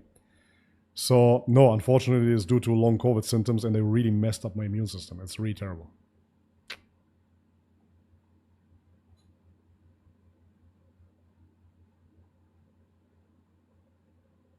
I'm drinking Pepsi right now. Enjoy. Okay, anyways. Enough talking. Guys, I'm going to cut it off here. Thank you very much for tuning in. Thank you very much for supporting today. I truly appreciate it. More videos to come, more live streams to come as well. I really have to think about starting a channel just for live streaming. Let's see if that picks up more, because this one is really shadow banned, especially the streams. So let's see if that will bring something or not. We can try. And then we go from there, inshallah. Alright guys. Anyways, thank you very much for tuning in. As always, may God bless you all. Let me give you the nasheed. Here we go. Fantastic. Much love and peace.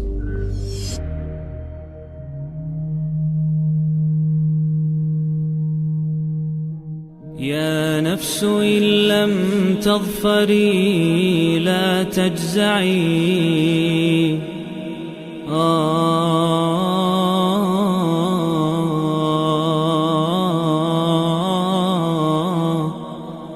يا نفس إن لم تظفري لا تجزعي وإلى موائد جود مولاك هرعي يا نفس إن لم تظفري لا تجزعي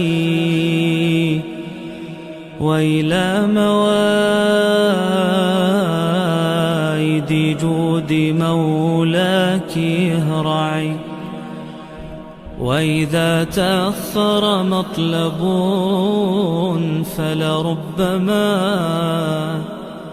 في ذلك التأخير كل المطمع فاستانسي بالمنع وارعي حقه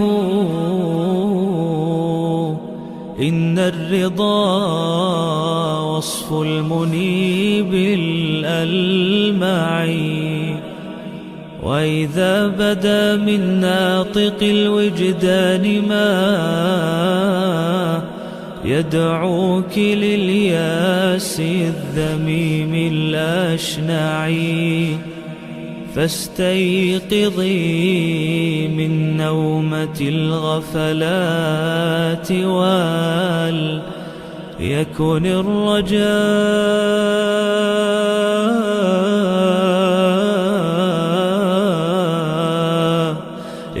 الرجاء لك مرتعا فيه ارتعي. إن العطاء إمداده متنوع، إن العطاء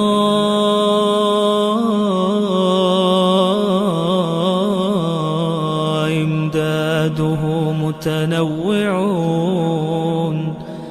يا حسنه ذاك العطاء المتنوع.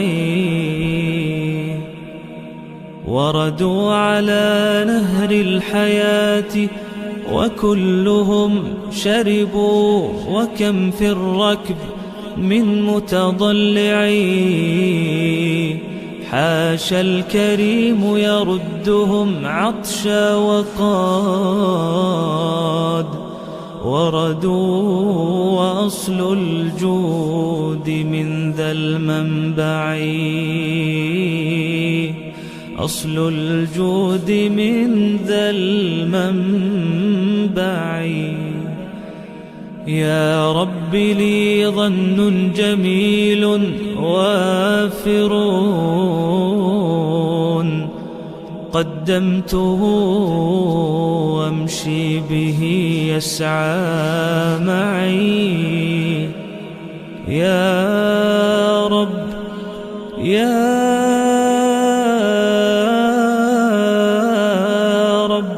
لي ظن جميل وافر، قدمته أمشي به يسعى معي. كل الذي يرجون فضلك، كل الذي يرجون فضلك أمطروا، حاشاك أن يبقى هشيما مربعي. كل الذي يرجون فضلك أمطروا، حاشاك أن يبقى هشيما مربعي.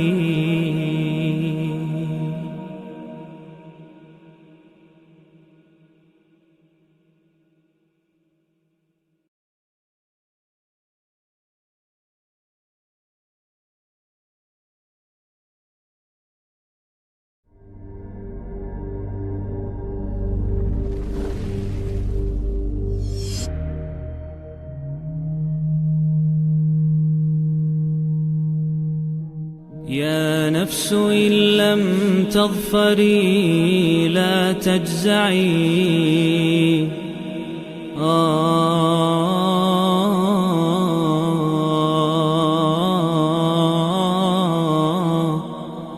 يا نفس إن لم تظفري لا تجزعي، وإلى موائد جود مولاك هرعي. يا نفس إن لم تظفري لا تجزعي، وإلى موائد جود مولاك هرعي. وإذا تأخر مطلب فلربما في ذلك التأخير كل المطمع، فاستانسي بالمنع وارعي حقه، إن الرضا وصف المنيب الألمع، وإذا بدا من ناطق الوجدان ما يدعوك للياس الذميم الأشنع، فاستيقظي من نومة الغفلات وليكن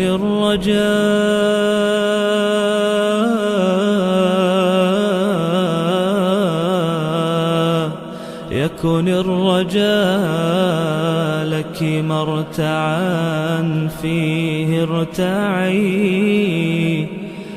إن العطاء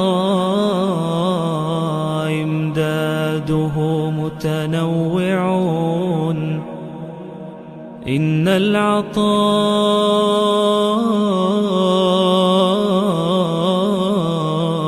إمداده متنوع، يا حسنه ذاك العطاء المتنوع. وردوا على نهر الحياة وكلهم شربوا، وكم في الركب من متضلع، حاشا الكريم يردهم عطشا وقاد وردوا. وأصل الجود من ذا المنبع، أصل الجود من ذا المنبع. يا رب لي ظن جميل وافر، قدمته وامشي به يسعى معي. يا رب يا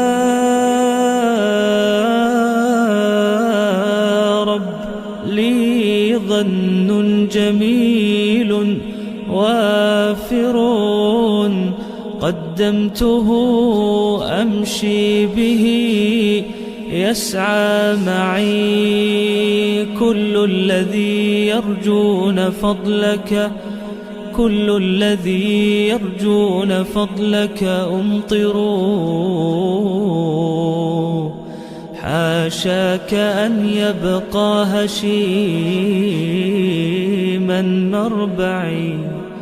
كل الذي يرجون فضلك أمطروا، حاشاك أن يبقى هشيما مربعي.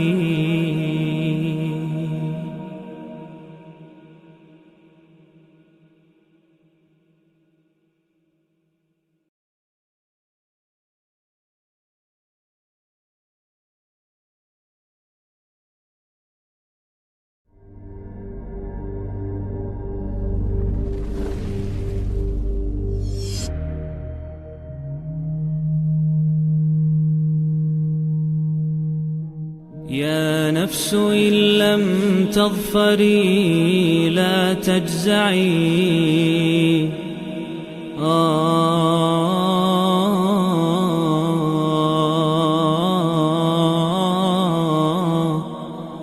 يا نفس إن لم تظفري لا تجزعي، وإلى موائد جود مولاك هرعي. يا نفس إن لم تظفري لا تجزعي، وإلى موائد جود مولاك هرعي. وإذا تأخر مطلب فلربما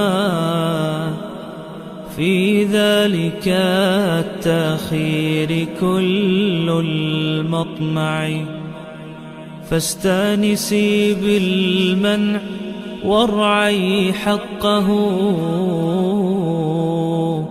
إن الرضا وصف المنيب الألمع، وإذا بدا من ناطق الوجدان ما يدعوك للياس الذميم الأشنع، فاستيقظي من نومة الغفلات وليكن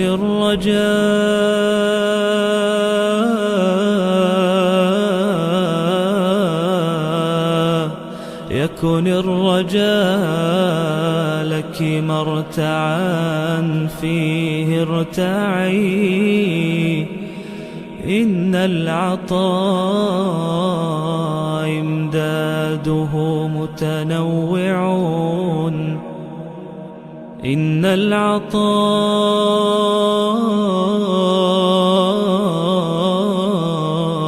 إمداده متنوع، يا حسنه ذاك العطاء المتنوع. وردوا على نهر الحياة وكلهم شربوا، وكم في الركب من متضلع، حاشا الكريم يردهم عطشا وقاد وردوا.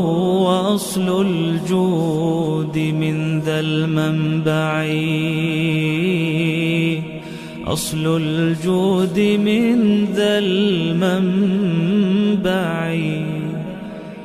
يا رب لي ظن جميل وافر، قدمته وامشي به يسعى معي. يا رب يا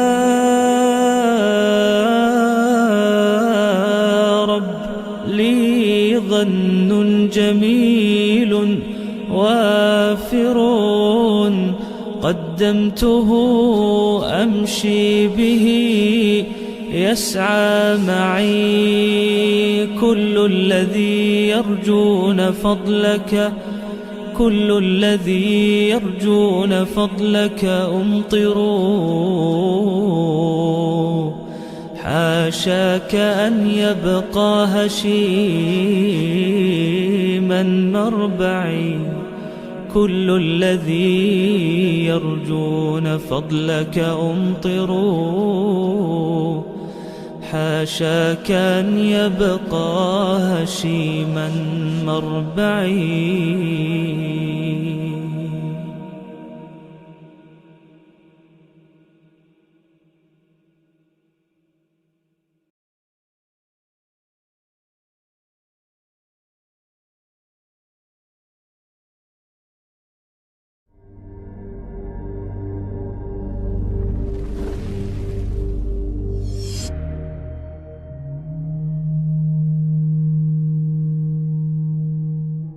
يا نفس إن لم تظفري لا تجزعي،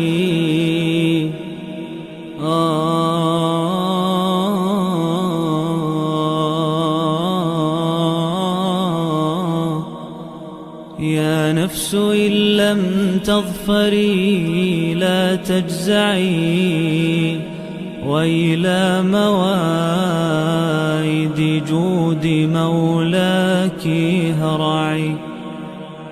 يا نفس إن لم تظفري لا تجزعي، وإلى موائد